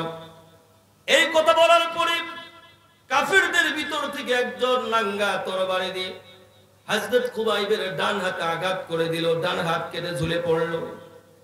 আবার বাঁ হাতে আঘাত করা হলো, বাম হাত কেটে ঝুলে পড়ল। হযরত খুবাইবকে কাফেররা বলে উঠল, খুবাইব রে, হাত ছাড়াও কিন্তু মানুষ বাঁচে, বল এখনো সময় আছে, মুহাম্মদের দরবার ছাড়বি কিনা বল, ইসলাম ছাড়বি কিনা বল। হযরত খুবাইব বলেন, জীবন চলে যায় যাবে, তবু কখনো কালিমা ছাড়বো না, দ্বীন আমি ছাড়বো না। হযরত খুবাইব এই কথা বলার পরে কাফেরদের ভিতর থেকে একজন নাঙ্গা তরবারি দিয়ে হযরত খুবাইবের বুক দিয়ে বিদ্ধ করে দেয়, পিছনের রাস্তা দিয়ে, পিছনের দিক দিয়ে বের হয়ে যায়, এ ফুরুফুর হয়ে বের হয়ে যায়। হযরত খুবাইব দুনিয়ার জমিনে ঈমানের জন্য, ইসলামের জন্য মুসলমান এভাবে আল্লাহর রাস্তায় উৎসর্গ করে দিয়ে শাহাদাত বরণ করলেন। ওদিকে আল্লাহর নবী মসজিদে নববীর মেম্বরে বসে সাহাবায়ে কেরামদেরকে বয়ান করতেছিলেন। বয়ানের মাঝখান দিয়ে আল্লাহ নবী বলে উঠলেন, সালামুন আলাইকা ইয়া খুবাইব, সালামুন আলাইকা ইয়া খুবাইব। আল্লাহর নবীর ব্যতিক্রম ধর্মী আচরণ দেখে সাহাবায়ে কেরাম স্ট্রেঞ্জ ফিল করলেন, আশ্চর্য বোধ করলেন। নবীজি কোন খুবাইবকে সালাম জানায়? কারণ খুবাইব 2টা মাস হয়ে গেছে আমাদের চোখের আড়ালে চলে গেছে, খুবাইবকে খুঁজে পাওয়া যায় না, কোন খুবাইবকে নবীজি সালাম জানায়? আল্লাহ নবী বললেন, সাহাবীরা, আমি যা জানি তোমরা তা জানো না, আমি হলাম নবী, তোমরা নবী না। আমি নবীর কাছে ওহী আসে, তোমাদের কাছে আসে না। এই মুহূর্তে জিবরিল আমিন আমার কাছে খবর পৌঁছেছে, আমার খুবাইবকে মক্কার কাফের বেঈমানেরা ঈমান গ্রহণ করার কারণে দুনিয়া থেকে বিদায় করে দিয়েছে। আমার খুবাইব এখন জান্নাতের সবুজ পাখি হইয়া জান্নাতের ভিতরে উড়ে বেড়াইতেছে। হযরত খুবাইবকে দুনিয়া থেকে বিদায় করে দিয়ে ওরা ক্ষান্ত হয় নাই। মুসলমান ভাইরা আমার, এরপরে হযরত ইয়াসার রাদিয়াল্লাহু তাআলা আনহুর পরিবারের দিকে তাকান। একদিন আম্মার ইবনে ইয়াসার, আল্লাহ নবীর সাহাবী হযরত আম্মার রাদিয়াল্লাহু তাআলা আনহুকে মক্কার মুসলমান চরম দুশমন নবী করিম সাল্লাল্লাহু আলাইহি সাল্লামের এই আবু জাহেল আম্মারের গলার ভিতরে রশি লাগায়া মক্কা উষ্ণ উত্তপ্ত মরুভূমি দিয়ে টানতেছে। এই দৃশ্য দেখে বাবা ইয়াসার রাদিয়াল্লাহু তাআলা আনহু চলে আসছে। ইয়াসার এসে বলে, এ আবু জাহেল, আমার সন্তান আম্মার এমন কি অপরাধ করেছে রে, যার কারণে এত জুলুম নির্যাতন টর্চার তার উপর চালানো হচ্ছে? মুসলমান ভাইরা আমার, আবু জাহেল বলে, ইয়াসার রে, তোমার সন্তান আম্মার যে অপরাধ করেছে, সে অপরাধে তুমিও যদি অপরাধী হও, তোমাকেও এরকম ভাবে জুলুম করা হবে, নির্যাতন করা হবে। ইয়াসার বলে উঠল, হে আবু জাহেল, কিসের ভয় তুমি আমাকে দেখাও? কালেমার কারণে আমার সন্তান আজকে মার খায়। শোনো না আবু জাহেল, এই কালেমা, এই ঈমানের স্বাদ আমি তো বহু আগে এই আস্বাদন করে ফেলেছি। এই কথা বলতে দেরি হলো, ধরা হলো ইয়াসারকে।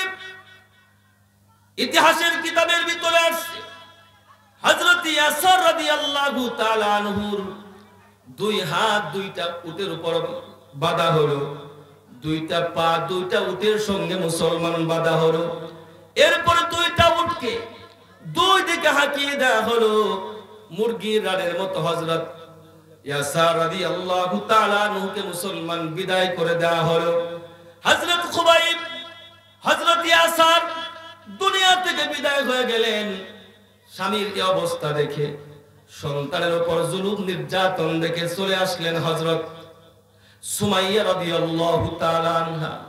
এই ইসলামের জন্য, ঈমানের জন্য মা বোনেরা অনেক ত্যাগ তিতিক্ষার শিকার হয়েছেন। সুমাইয়া রাদিয়াল্লাহু তাআলা আনহা দৌড়ে আসছেন, এসেই বলেন, আবু জাহেল রে, আমার স্বামী ইয়াসার এমন কি অপরাধ করেছে রে, যার কারণে মুরগির রানের মতো তাকে তোমরা 2 টুকরা করে ফেললে? আবু জাহেল বলে, শোনো রে সুমাইয়া, তোমার স্বামী ইয়াসার যে অপরাধ করেছে, সে অপরাধ যদি তুমিও করো, তোমাকেও দুনিয়া থেকে এইভাবে বিদায় করব। হযরত সুমাইয়া ঈমানের বলে বলিয়ান হয়ে শক্ত কণ্ঠ দিয়ে বলে উঠলেন, হে আবু জাহেল, কিসের ভয় তুমি আমাকে দেখাও? ঈমানের ভয়, কালেমা গ্রহণ করেছে এই জন্য বুঝি ভয় দেখাও? এই কালেমার স্বাদ অমিও সুদা আমি তো বহু আগেই পান করে ফেলেছি। হযরত সুমাইয়া এই কথা বলতে দেরি হলো, সঙ্গে সঙ্গে মুসলমান হযরত সুমাইয়ার হাত পা আবু জাহেল বেঁধে ফেলল। চিৎ করে সরে দেওয়া হলো। আবু জাহেল বর্ষা দিয়া হযরত সুমাইয়ার লজ্জাস্থানে বিদ্ধ করে দেয়। ফিনকি দিয়ে রক্ত বের হয়ে যায়, রক্তে রঞ্জিত হয়ে যায়। হযরত সুমাইয়া রাদিয়াল্লাহু তাআলা আনহা ইসলামের জন্য, দ্বীনের জন্য এভাবে নিজের জীবনটাকে উৎসর্গ করে দিলেন। আর পৃথিবীর সমস্ত নারীদেরকেও জানায় দিলেন, দ্বীনের জন্য, ইসলামের জন্য মহিলারা এভাবে আল্লাহর রাস্তায় জীবনটাকে উৎসর্গ করে দিতে হয়। আমরা তো সন্তানটাকেও ইসলামের জন্য দিতে চাই না, ঠিক কিনা বলেন? তারা জীবন তারা দিছে, আমরা সন্তানটাকেও দেই না, দেই আমরা অনেকে দেই না, মাদ্রাসা পছন্দই করি। মা গো তোমার একটি ছেলে মাদ্রাসাতে দিও, এই পৃথিবীর বুকে তুমি জান্নাত কিনে নিও। বলেন না, মা গো তোমার একটি মেয়ে মাদ্রাসাতে দিও, এই পৃথিবীর বুকে তুমি জান্নাত কিনে নিও। একটি হরফ পড়লে মাগো, একটি হরফ পড়লে মাগো 10টি নেকি হয়। মাতা পিতার আমল নামায় অর্ধেক জমা রয়। এমন সুযোগ নেই কোনো আর, এমন সুযোগ নেই কোনো আর, খুঁজে দেখে নিও। মা গো তোমার একটি ছেলে মাদ্রাসাতে দিও, এই পৃথিবীর বুকে তুমি জান্নাত কিনে নিও। মা গো তোমার একটি মেয়ে মাদ্রাসাতে দিও, এই পৃথিবীর বুকে তুমি জান্নাত কিনে নিও। আমার ভাইরা, অল্প সময়ের ভিতরে আমি কথা শেষ করে দেব ইনশাআল্লাহ। বন্ধুগণ, আমাদের মা বাপ কার কার আছে? হাত তুলেন তো। কার কার মা আছে? হাত তুলেন। এবার হাত নামান। কার কার বাবা আছে? হাত তুলেন। অনেকেই আছে।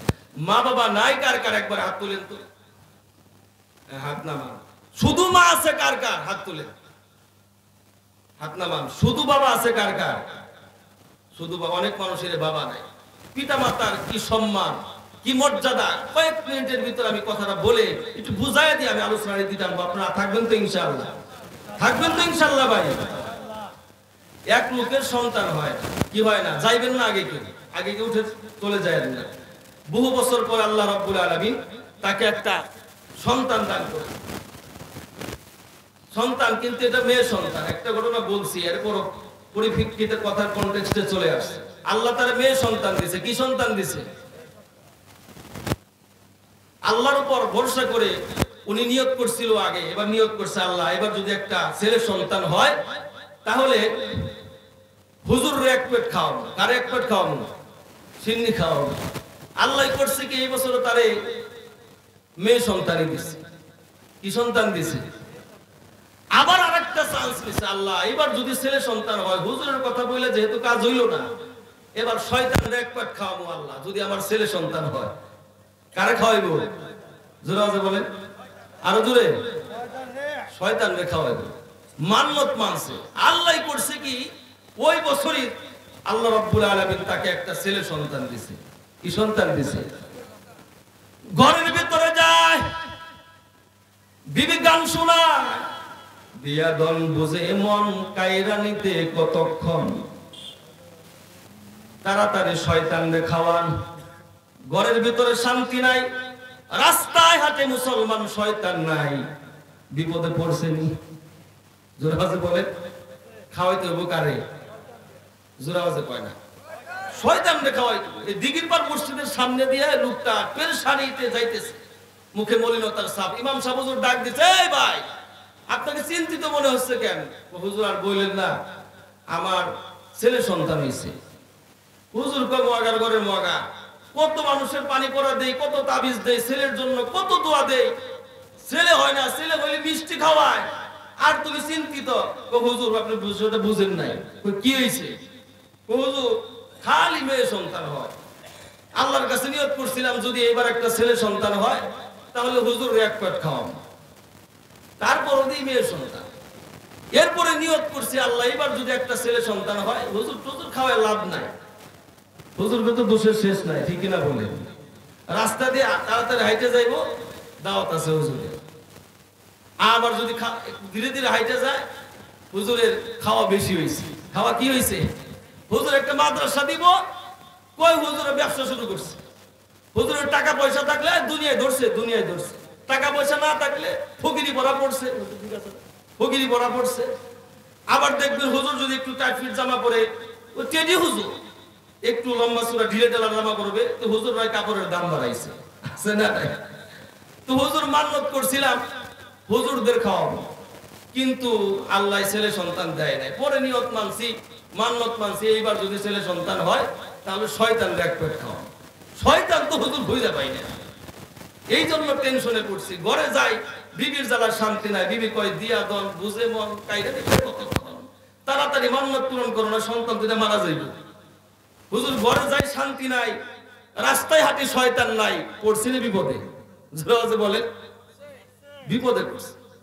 হুজুর কয় মিয়া বলো কি, শয়তানের দ্বারা রাস্তা দিয়ে হাঁটে পারি না, আর তুমি কও মিয়া শয়তান খুঁজে পাও না। কয় হুজুর তাড়াতাড়ি কর, দরকার হয় শয়তানের সাথে আপনি এক পাট খায়। শয়তানের সাথে, শয়তানের সাথে আপনি এক পাট খায়। কই ঠিক আছে, কই শয়তান খুঁজে পাবো না। কই কিভাবে শয়তান খুঁজে পাবো? কই যাও তুমি কালকে শুক্রবার বাড়িতে যাইবা, বাড়িতে গিয়া জুমার নামাজে দেখবা সবার শেষে কোন লোকটা মসজিদে আসে, সবার আগে কে মসজিদ থেকে বের হয়ে যায়, এটা তুমি দেখবা। লাগাতার 3 সপ্তাহ যদি কাউকে এরকম দেখো, মনে করবা এইটাই শয়তান, ওরে খাওয়াইলে মান্নত পূরণ হইব। ওরে খাওয়াইলে কি হইব? তো গেছে, ওই দিন মসজিদে গেছে, দেখে সবার পরে হেসুরদে মসজিদে আসছে তার বাপের ভাই, অর্থাৎ তার আপন চাচা, সবার পরে মসজিদে গেছে। আবার বের হয়ে গেছে সবার আগে তার সেই চাচাই। টেনশনে পড়ছে নি, জুরাজে বলে চিন্তা করতেছে আল্লাহ চাচারে খাওয়াবো, এমনি খাও, এই শয়তান হিসেবে মান্নত পূরণ করার লাগে কে জন্য খাওয়াবো? আল্লাহ দ্বিতীয় সপ্তাহে যাতে করে আমার চাচা যাতে না হয়। আমি কি বুঝাইতে পারতেছি আপনাদেরকে? কারা কারা বুঝতেছেন না আমার কথা? হাত তোলেন তো, বুঝতেছেন তো? তো দোয়া করতে আছে আল্লাহ দ্বিতীয় সপ্তাহে যাতে করে আমার চাচার এমন ঘটনা না ঘটে, না হয়। কিন্তু দেখে দ্বিতীয় সপ্তাহে সেম ঘটনা, সবার পরে যে লোকটা মসজিদে আসলো সেই হচ্ছে তার বাপের ভাই, আপন চাচা। আল্লাহর কাছে দোয়া করতেছে আল্লাহ আমার চাচাই যাতে করে আগে না বের হয়। কিন্তু দেখে সবার আগে তার সেই চাচাই মসজিদ থেকে বের হলো। টেনশনে পড়ছে নি? কয় সপ্তাহ দেখতে বলছে? কয় সপ্তাহ হয়েছে? টেনশনে পড়ছে। তৃতীয় সপ্তাহে সেম ঘটনা দেখে সবার পরে যে লোকটা মসজিদে আসছে, সবার আগে যে লোকটা মসজিদ থেকে বের হয়ে গেছে, সে আর কেউ নয়, তার বাপের ভাই, আপন চাচা। কিছু করার নাই, মান্নত তো পূরণ করতে হইব, সন্তান বাঁচাইতে হইব। চাচা আগে না সন্তান আগে? শয়তান হোক গারে খাওয়াই, ওরা ভীষণ টেনশনে পড়ছে লোকটা। আল্লাহ এটা কেমন কথা হইলো? চাচারে তো এমনি দাওয়াত দিয়ে খাওয়াইতে পারি, শয়তান হিসেবে খাওয়া লাগবে। চাচারে দাওয়াত দিয়েছে নামাজে পড়ে, চাচা মিয়া আগামীকাল শনিবার আমার বাড়িতে দাওয়াত। চাচাই তো ভীষণ খুশি, যে যুগ জমানা করছে রে, নিজের সন্তান ভাই বাদ দেয় না, আর তুই 22টা হয়ে ভাতিজা হয়ে আমার দাওয়াত দিয়েছিস, ঠিক আছে যাবনি। 22টাই মনে মনে কয় চাচা তুমি যে কয় নাম্বারের শয়তান, আমি সে জানি। তো সবার পরে যে মসজিদে ঢুকে, সবার আগে যে মসজিদ থেকে বের হয়ে কি, সবার পরে যে মাহফিলে ঢুকে সবার আগে যে বের হয়ে যায় সে কি? এর কই গুণা, অনেকে ধরা পড়বে। আপনারা থাকবেন তো? এই কয়েকটা মিনিট পিতামাতা সম্পর্কে কয়েকটা কথা বলতে বলছে, এই 5-7 মিনিট কিংবা 10 সর্বোচ্চ 10 মিনিটের মধ্যে আমি শেষ করে দেব। অনেক মানুষ এমন আছে ভাই, পিতামাতার খেদমতের খবর নাই, লক্ষ লক্ষ টাকা দিয়ে গরু কিনে পীরের দরবারে দৌড়ায়, আছে না নাই? লক্ষ টাকা দিয়ে গরু কিনে পীরের দরবারে যাওয়ার কোনো দরকার নাই। জিরানি বাজার থেকে, দিঘির পাড় বাজার থেকে ফল কিনে এনে আপনার ঘরের পীর মা বাবার মুখে তুলে দেন। জবান খুলে দোয়া করার কোনো প্রয়োজন নাই। রিদাল্লাহি ফি রিদাল ওয়ালিদাইন ওয়া সাখাতুল্লাহি ফি সাখাতিল ওয়ালিদাইন। মা বাপ সন্তুষ্ট, আল্লাহ পাক সন্তুষ্ট। মা বাপ অসন্তুষ্ট, স্বয়ং আল্লাহ রাব্বুল আলামিন অসন্তুষ্ট। মুসলমান ভাইয়েরা রে আমার, অনেক মানুষ দেখবেন ভালোবাসার এই বিচিত্র ভুবনে ভাই ভাইকে ভালোবাসে একটা স্বার্থ আছে না নাই? জোরাবাজে বলেন। বোন বোনকে ভালোবাসে একটা স্বার্থ আছে। স্বামী স্ত্রীকে ভালোবাসে একটা স্বার্থ আছে। স্ত্রী স্বামীকে ভালোবাসে একটা স্বার্থ আছে। কিন্তু ভালোবাসার এই বিচিত্র ভুবনে একমাত্র শুধুমাত্র কেবলমাত্র মা বাবাই সন্তানকে নিঃস্বার্থ ভালোবাসা প্রদান করে। এই জন্য দেখবেন সন্তান যখন বিদেশ থাকে, বিবি বাচ্চা ভাই বোনেরা এক একজন এক এক আবদার করে বসে থাকে। বউ বলে দেয় আনতে হবে গয়না কয়েক ভরি, না আনিলে তোমার সাথে 5 বছরের আরি। ঠিক না? ভাই বলে দেয় গড়ি পাঠাও, বোন বলে দেয় চুড়ি, তাড়াতাড়ি টাকা পাঠাও আদেশ দাদি বুড়ি। সন্তান যখন বিদেশ থাকে, মা বাবা কি বলে? মুসলমান মা কি বলে শুনবেন নাকি? মা বলে রে কুকা আমার দিবি 1000 সুম, তোর চিন্তায় রাতের বেলা হয় নাই আমার ঘুম, দেহের দিকে নজর দিবি সময় মতো খাবি, মায়ের কুলে আসবি ফিরে ছুটি যখন পাবি, খুকায়াবি চাই না কিছু নেই কো টাকার ভুক, তুই যদি ভালো থাকিস এতেই মায়ের সুখ, এতেই মায়ের সুখ। ঠিক কিনা? এ হচ্ছে মায়ের বায়না। মা মুসলমান সন্তানের কাছে কিছু চায় না, এই জন্য মা বাবার খেদমত করতে হবে। আল্লাহ নবী বলছেন বাবানে মাফতুহান মিনাল জান্নাহ, মা বাবার যারা খেদমত করবে তাদের জন্য আল্লাহ পাক জান্নাতের 2টা দরজা খুলে দেবেন। বাবানে মাফতুহান মিনান নার, আর মা বাবার সঙ্গে যারা নাফরমানি করবে আল্লাহ পাক তাদের জন্য সঙ্গে সঙ্গে জাহান্নামের 2টা দরজা খুলে দেবে। এই হাদিসটা শোনার পর একজন সাহাবী দাঁড়িয়ে যায়, বলে ইয়া রাসূলুল্লাহ, এই হাদিসটা কি তখনও প্রযোজ্য হবে নাকি? মা বাপ যদি সন্তানের উপর জুলুম করে, এরপরেও যদি সন্তান মা বাবার নাফরমানি করে, এরপরেও কি সন্তানকে জাহান্নামে যেতে হবে নাকি? আমার আপনার নবী, দিনের নবী, একবার নয়, 2 বার নয়, 3 বার বললেন ওয়াইন যালামাহু, মা বাপ যদিও সন্তানের উপর জুলুম করে, ওয়াইন যালামাহু, মা বাপ যদিও সন্তানের হককে নষ্ট করে, ওয়াইন যালামাহু, মা বাপ যদিও সন্তানকে জায়গা জমি ভিটে মাটি থেকে একেবারে বঞ্চিত করে, এরপরও পিতামাতার অবাধ্যতার কারণে সন্তানকে জাহান্নামের আগুনে জ্বলতে হবে। নাউজুবিল্লাহ। মা যদি বেনামাজি হয়, মা যদি বেরোজাদার হয়, মায়ের সঙ্গে বাবার সঙ্গে চোখ রাঙিয়ে কোনো কথা বলা যাবে? তাদের ব্যাপারটা কে দেখবেন ভাই?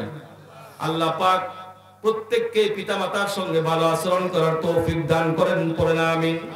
হাদিসে আসছে হুমা জান্নাতুকা ওয়া নারুক, মা বাপ তোমার জান্নাত, মা বাপ হচ্ছে তোমার জন্য জাহান্নাম। মা বাপ জান্নাতের এমন একটা দলিল, ওই দলিল কোনোদিন পানিতে ভিজবে না, আগুনে পুড়বে না, ওই পোকাই কোনোদিন খাবে না। মা বাবার খেদমত করবে, আল্লাহ পাকের জান্নাতে চলে যাবে। মা বাবার সঙ্গে নাফরমানি করবে, জাহান্নাম ছাড়া উপায় নাই। আল্লাহর পরে নবী আমার, বলেন না, আল্লাহর পরে নবী আমার, তারপরে মা জননী, মা যে আমার নয়নের মনি। বলেন না, মা যে আমার নয়নের মনি। চাই না আমি এই পৃথিবীর সর্ব সুখের সুয়া, চাই যে শুধু মায়ের কাছে একটুখানি দুয়া, চাই না আমি এই পৃথিবীর স্বর্গ সুখের সুয়া, চাই যে শুধু মায়ের কাছে একটুখানি দুয়া। মায়ের দুয়াই পার হইবে, মায়ের দুয়াই পার হইবে আমার ভাঙা তরুণী, মা যে আমার নয়নের মণি। বলেন না, মা যে আমার নয়নের মণি। মুসলমান ভাইরা রে আমার, খরচের খাত আমরা খুঁজে পাই না। কুরআনুল কারীম সাক্ষী, সূরাতুল বাকারা 215 নম্বর আয়াত খুলেন। মুসলমান ভাই, আজকে খরচের খাত আমরা খুঁজে পাই না। কোথায় খরচ করলে পরে বেশি লাভবান হব? সন্তানের খেলনার উপর খেলনা আছে, খেলনার জন্য আমরা ভুলি না। মায়ের খাবার ওষুধ নাই, বাবার পরনের লুঙ্গি নাই, এগুলো আনতে আমরা ভুলে যাই, ঠিক কি না? আল্লাহ পাক খরচের খাত বর্ণনা করতে গিয়ে সূরাতুল বাকারার 215 নম্বর আয়াতের ভিতরে বলেন, উল মা আনফাকতুম মিন খায়রিন ফালিল ওয়ালিদাইন। আয়াতের তাফসীরে, তাফসীর ফি জিলালিল কুরআনে সাইয়্যিদ কুতুব শহীদ রাহমাতুল্লাহি আলাইহি লিখেছেন, বিবি বাচ্চা, মসজিদ, মাদ্রাসা, এমনকি আল্লাহর ঘর বাইতুল্লাহর চেয়েও মা বাবার পিছনে খরচ করা উত্তম সওয়াবের কাজ। অনেক সন্তান দেখবেন, সন্তান যখন ছোট থাকে, একাধিক সন্তান যদি থাকে, এক সন্তান মায়ের এক পাশ থেকে টানে বলে এটা আমার মা, আর এক সন্তান মায়ের আর এক হাত ধরে টানে বলে এটা আমার মা। এই সন্তানগুলো যখন বড় হয়ে যায়, দুই পাশ থেকে দুই সন্তান ধাক্কাতে থাকে। এক সন্তান বলে তোর মা, ঠিক কিনা বলে? আর এক সন্তান বলে তোর মা। মায়ের ছোট্ট কুটিরে পেট নামক ছোট্ট করে সন্তানের জায়গা হয়, কিন্তু সন্তানের কোটি টাকার ফ্ল্যাটে কেন মায়ের জায়গা হয় না? এদিকের পারের মুসলমান, কেউ যদি একাধিক ভাই থাকে, কেউ যদি মা বাবাকে খাওয়াইয়ে থাকে, 5 ভাই, কেউ গর্ব করে বলে দিঘির পার বাজারে গিয়া স্ট্যান্ডে চা খায় আর বলে আমরা 5 ভাই, আমার ভাই, আমার মা, আমার বাবা আমার সঙ্গে খায়, অন্য ভাইরা বাদ দেয় না। কথাটা ঠিক আছে, তবে কথার ভিতরে একটু কারেকশন দিতে হবে।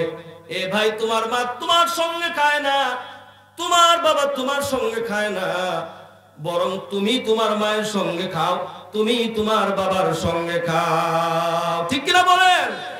এ মুসলমান ভাইয়েরা আমার, এখানে যে যত বড় শিক্ষায় শিক্ষিত হয়েছেন, ডাক্তার, ব্রিগেডিয়ার, ইঞ্জিনিয়ার হয়েছেন, নাবিক, পাইলট, প্রফেসর হয়েছেন, মুসলমান IB, MA, MPhil, MBBS, FCPS আর এফআরসিএস এর ডিগ্রি নিয়েছেন, এসব হচ্ছে আপনার মা বাবার দোয়া, ঠিক কিনা? আবার দেখবেন অনেক সন্তান এমন আছে বড় শিক্ষায় শিক্ষিত হয়ে বড় ধরনের চাকরি পায় না। আবার কেউ কেউ এমন আছে ছোট শিক্ষায় শিক্ষিত হয়ে বড় বড় পদে চাকরি করে আছে না নাই? বলে বোঝানো সম্ভব নয়, এসব হচ্ছে মা বাবার দুয়ার কারিশমা। পিঠা বলো, চিরা বলো, ভাতের মতো না, মাসি বলো, পিসি বলো, মায়ের মতো না, ঠিক কিনা? পিঠা বলো, চিরা বলো, ভাতের মতো না, চাচি বলো, ফুফু বলো, মায়ের মতো না। কিসের রাজ্য, কিসের সুখ, কিসের বৃন্দাবন, মক্কা আর মদিনা কিসের মা বড় ধন, মক্কা আর মদিনা কিসের মা বড় ধন। আপনারা কি বলেন? না, ওই যে আমাকে আরো তো মাহফিল আছে, কালকেও তো বয়ান করতে হবে। যাই হোক, আমাকে যে কথাটা বলছে, হ্যাঁ ওটা বললাম, 10 মিনিট কাবাডি হয়ে যাবে। যে বলছে যে হুজুর আপনি আলোচনার আগে একটা ই দিবেন,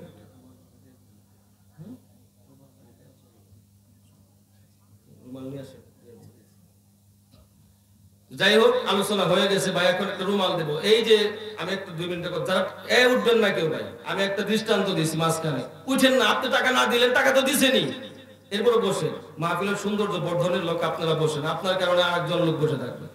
আপনি এই মসজিদের টাকা দিলেও মসজিদ চলবে, না দিলেও চলবে। আপনি কি মনে করেন আপনি ওইটা চলে গেলে মসজিদ চলবে না? কি এটা ভাবতেছেন নাকি? বলেন বলেন। আপনারা সবাই বসেন, মোনাজাতের পরে আপনাদের জন্য তবারক আছে, দয়া করে আপনারা তবারক নিয়ে যাবেন, এটাই আমার অনুরোধ। আর যদি আপনারা কোন যে আরো 10 মিনিট বা 5 মিনিট হুজুর ওয়াজ করবে তাহলে করুন। যদি আপনারা বলেন আচ্ছা থ্যাংক ইউ। কালেকশন যাই হোক, আমি কালেকশন বলতেছি 10 মিনিট হয়ে যাবে, লাগবে আমার 10 মিনিট। যে কথা বলতেছিলাম, এই মসজিদ আমরা টাকা দিলেও চলবো, না দিলেও চলবো। এই মসজিদের খাতায় নাম লেখাতে পারা, দেওয়া, এই বাচ্চা একটু পরে মিনিট, কারণ দিতে পারা এটা আমার সৌভাগ্যের কপাল। এটা আমি চান্স পাইলাম কিনা এটা দেখবার বিষয়, ঠিক কিনা বলেন ভাই?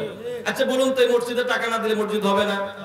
কত সুন্দর মসজিদ হয়েছে, আপনি টাকা দিলেও হবে, না দিলেও হবে। কত মানুষ এরকম মসজিদে মাহফিলে বয়ান শুনতে আসছিল, আজকে তারা কবরে চলে গেছে। তার এলাকার মসজিদের ভিতরে 4 টাকা দেয় নাই, মসজিদ ঠিকই রয়ে গেছে। এই যে টাকা পয়সা অর্থ করি কার জন্য করে যাচ্ছি? আজকে আমার পকেট থেকে টাকা বের হচ্ছে না, আপনি মনে করছেন সন্তানের জন্য করে যাচ্ছেন, সন্তান বের করবে? কি বলেন? আজকের আপনার দাদার দাদা সে যদি আসে, আসার পরে যদি বলে এই বাড়িটা করার জন্য আমি কত মাটি কাটছি রে, কত কিছু কষ্ট করে বাড়িটা করছে, এই বাড়িটা আমার। আপনার দাদার দাদা সে কবর থেকে আল্লাহ যদি তাকে বাঁচায় দেয়, সে যদি কোনো ক্রমে আসে, এই দাবি যদি করে, আমরা কি বলবো? যে পাগল আসছে কোত্থেকে রে, হাতে লাঠি নেই, ঠিক কিনা বলেন? পাগল আসছে কোত্থেকে, কি কর এই বাড়ি বলে ও। আপনি যখন মারা যাইবেন 100 বছর পর আপনার পাঠানো হইব, আপনার নাতির ঘরের প্রতি যারা আছে এরাই করবে যে পাগল তাড়াতাড়ি বাড়ি ছাড়া করো, ঠিক কিনা বলেন ভাই? এই যে আমার করতেছি, এগুলো কিছুই আমাদের নয় ভাই। এই দুনিয়া ছেড়ে, সব কিছু ছেড়ে অন্ধকার কবরের দিকে আমাদের প্রত্যেকটা মানুষকে যেতে হবে। ওই যে এক লোক বাসে উঠছে, গন্তব্যহীন মানুষকে মানুষ পাগল বলে। এক লোক বাসে উঠছে, কিসে উঠছে ভাই? বাসে উঠছে। কন্ট্রাক্টর জিজ্ঞেস করছে, এই না ভাড়া কই নামবে?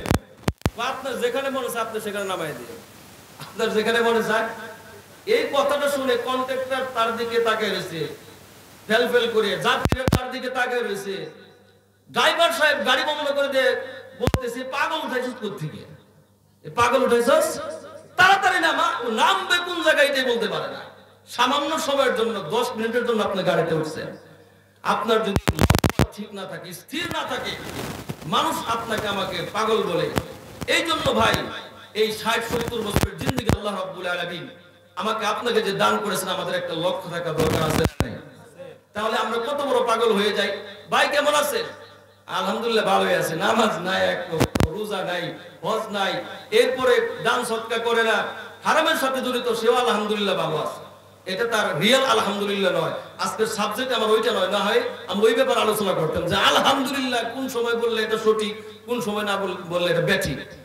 সুদের সাথে আপনি হারামের সাথে জড়িত, আপনি বলে আলহামদুলিল্লাহ আল্লাহ ভালোই চালাইতেছে, দিস ইজ নট রিয়েল আলহামদুলিল্লাহ। আল্লাহ রাব্বুল আলামিন আমাদের সকলকে বুঝবার তৌফিক দান করেন। ইনশাআল্লাহ সময় সাপেক্ষে পরে কথা হবে। পিছনের ভাইরা দাঁড়ায় যান, কয়েকটা নিয়ে দাঁড়ায় যান। কেউ পকেটের ভিতরে আমরা হাত দেব, বিড়ি আর মেসক বাদ দিয়ে, টিস্যু বাদ দিয়ে যা আছে আমরা দিয়ে দেবো ইনশাআল্লাহ। আর বিড়ি টিনি দিয়ে না, যা আছে আমরা দিয়ে দেবো ইনশাআল্লাহ।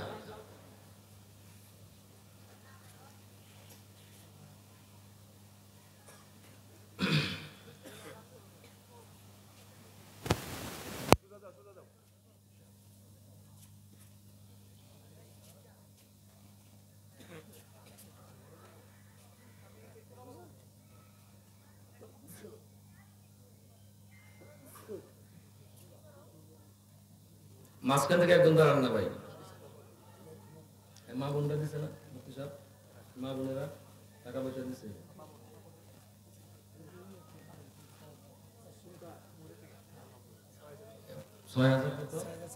আমাদের মা বোনেরাও 6400 টাকা দান করেছে, আলহামদুলিল্লাহ বলেন। এত আসতে বললেন, টাকা ফেরত দিয়ে দিব। নারাজ হয়েছেন নাকি? জোরে বলেন না আলহামদুলিল্লাহ। আপনাদের টাকাই তো দিছে। হ্যাঁ, আর এক বাচ্চা 500 টাকা দিয়েছে। আল্লাহ বাচ্চাকে কানে রব্বানি আলেম হিসেবে কবুল করেন। আরাফাত নামে এক যুবক 500 টাকা দান করেছে, আল্লাহ তাকে কবুল করেন। দানের উসিলায় পূর্বপুরুষদের কবর আযাব মাফ করেন। করুণা। রাজীব ভাই 1000 টাকা দান করেছে, আল্লাহ রাজীব ভাইকে কবুল করেন। মুশারফ সাহেব 1000 টাকা দান করেছে, আল্লাহ মুশারফ সাহেবের দানকে কবুল করেন। দানের উসিলায় পূর্বপুরুষদের কবর আযাব মাফ করেন। জোরে বলেন আমিন।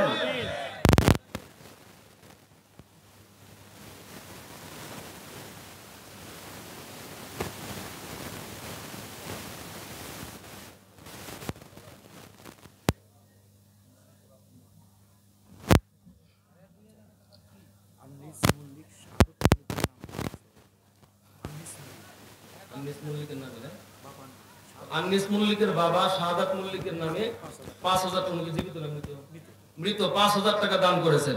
লিল্লাহি তাকবীর, লিল্লাহি তাকবীর। আল্লাহ তার দানকে কবুল করেন। দানের উসিলায় আব্বার কবর আযাব maaf করেন, পূর্বপুরুষদের কবর আযাব maaf করেন। জোরে সোরে পড়ি আমিন। মালিক ভাই 5,000 টাকা দান করেছেন। আল্লাহ মালিক ভাইয়ের দানকে কবুল করেন। লিল্লাহি তাকবীর। এজন্য কেউ আমরা দিয়ে দিয়েছেন তো ভাই। এক হুজুরের বয়ানে শুনছিলাম যে উনি বয়ানের ভিতরে বলতেছে কালেকশনের সময় দানকারীদের পিতা মাতা সুখে রাইখো কবরে, নূরের টুপি মাথায় দিয়া উঠায়ো কাল যশোরে। উঠায়ো কোথায়? যশোরে উঠাইতেছে। তো হুজুর পরে বলতেছে হুজুর এমন বয়ান করলেন কে? হাসরের ময়দানে ওঠার কথা আপনি বলবেন, যশোরের কথা বলেন কেন?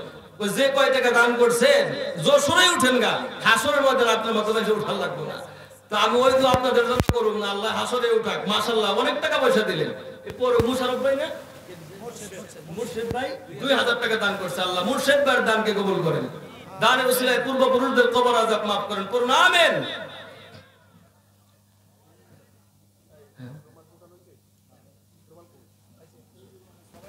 আমরা দুরূদ শরীফ পড়তে থাকি। আল্লাহুম্মা সাল্লি আলা মুহাম্মাদ ওয়া আলা আলি মুহাম্মাদ কামা সাল্লাইতা আলা ইব্রাহিম ওয়া আলা আলি ইব্রাহিম ইন্নাকা হামিদুম মাজিদ। আল্লাহুম্মা বারিক আলা মুহাম্মাদ ওয়া আলা আলি মুহাম্মাদ কামা বারাকতা আলা ইব্রাহিম ওয়া আলা আলি ইব্রাহিম إنك حميد مجيد. الحمد لله رب العالمين. ربنا ظلمنا أنفسنا وإن لم تغفر لنا وترحمنا لنكونن من الخاسرين. رب العالمين দিগির পার পশ্চিম পাড়া বাইতুল মাকবুল জামে মসজিদের উদ্যোগে আয়োজিত আজকের মাহফিলের জনগণদেরকে নিয়ে, শ্রোতা বিন্দুদেরকে নিয়ে তোমার শাহী দরবারে হাত তুললাম। আল্লাহ এই মাহফিলকে আয়োজন করার জন্য টাকা দিয়া, পয়সা দিয়া, লাইট দিয়া, মাইক দিয়া, আল্লাহ প্যান্ডেল সাজাইয়া, আল্লাহ পয়সা থাইকা যারা মাহফিলটাকে সফল করলো, রব্বুল আলামিন প্রত্যেকের আব্বা আম্মা যারা কবরস্থ হয়ে গেছে সকলকে তুমি মাফ করে দাও। আয় আল্লাহ তাআলা আজকের দিগির পাড়ের মাহফিলটাকে কবুল আর মঞ্জুর করে নাও। প্রতি বছর যাতে করে এই মসজিদের উদ্যোগে মাহফিল হয়, আল্লাহ দেশ সেরা সেরা আলেম উলামাদেরকে নিয়ে এক দিগির পাড় গ্রামের ভিতরে এসে তারা যাতে করে নসিহত করাতে পারে, মাহফিল করাতে পারে, সেই পরিস্থিতি তাদের মন তৈরি করে দাও। আয় আল্লাহ তাআলা রাত যত গভীর হয় দুনিয়ার সমস্ত অফিস আদালতের দরজা বন্ধ হয়ে যায়, কিন্তু আল্লাহ তোমার রহমতের দরজা তত বেশি খুলতে থাকে গো আল্লাহ রব্বুল আলামিন। তুমি তো আমাদের রব, তুমি তো আমাদের সব।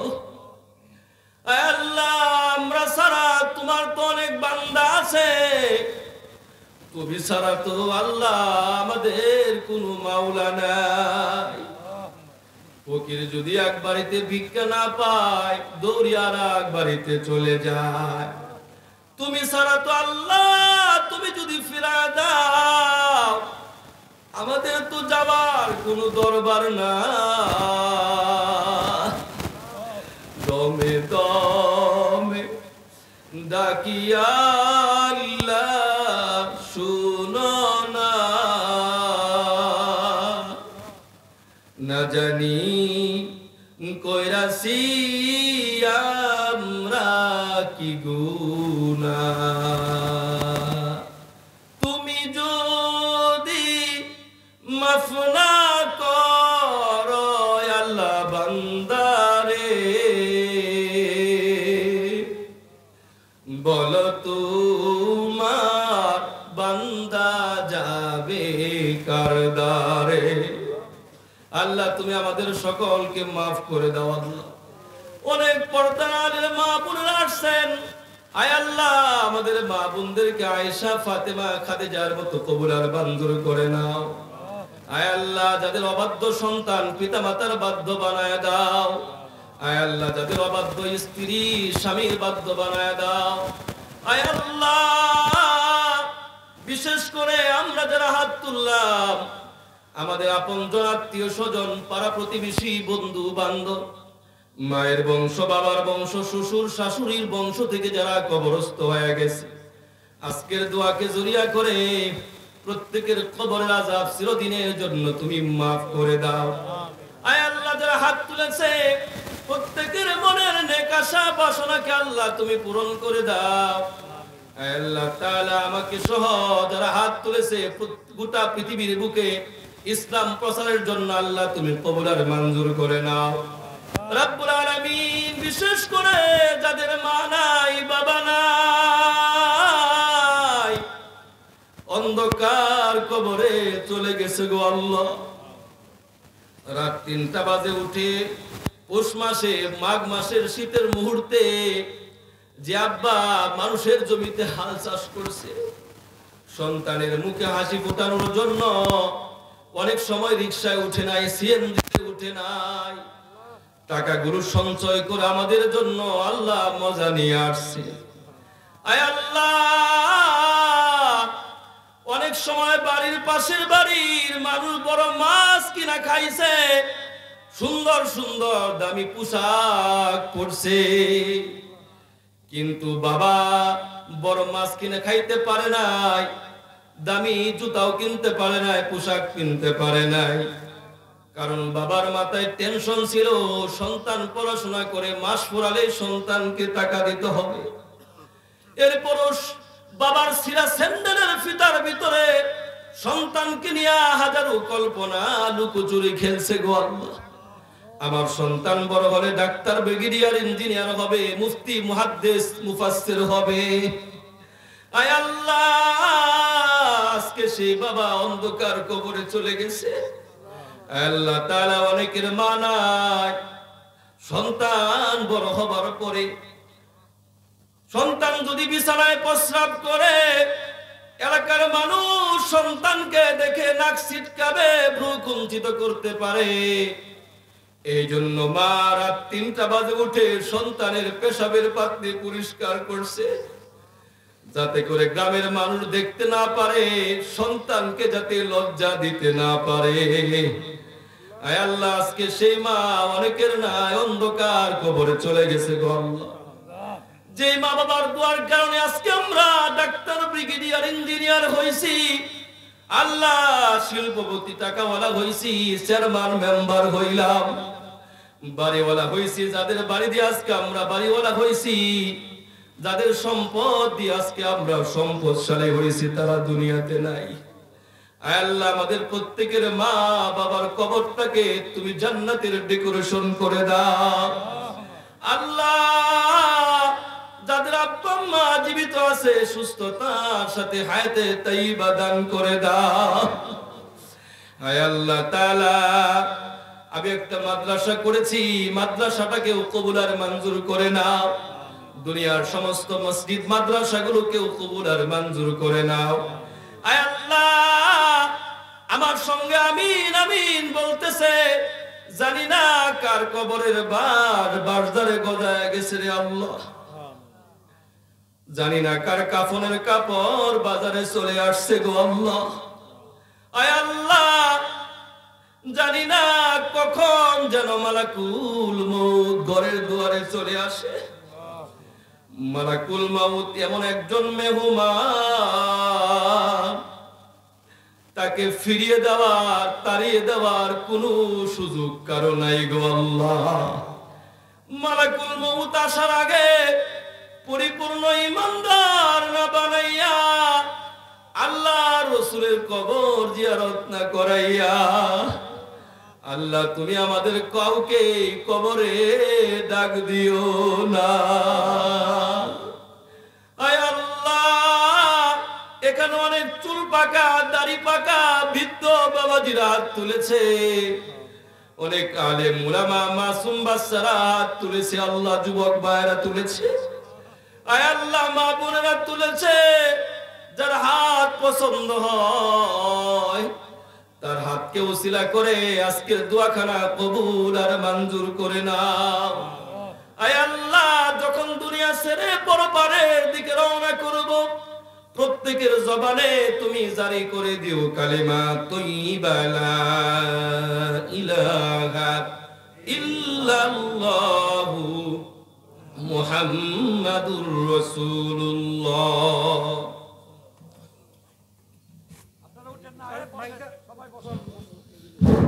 আপনারা সবাই বসেন, আমি দুইটা কথা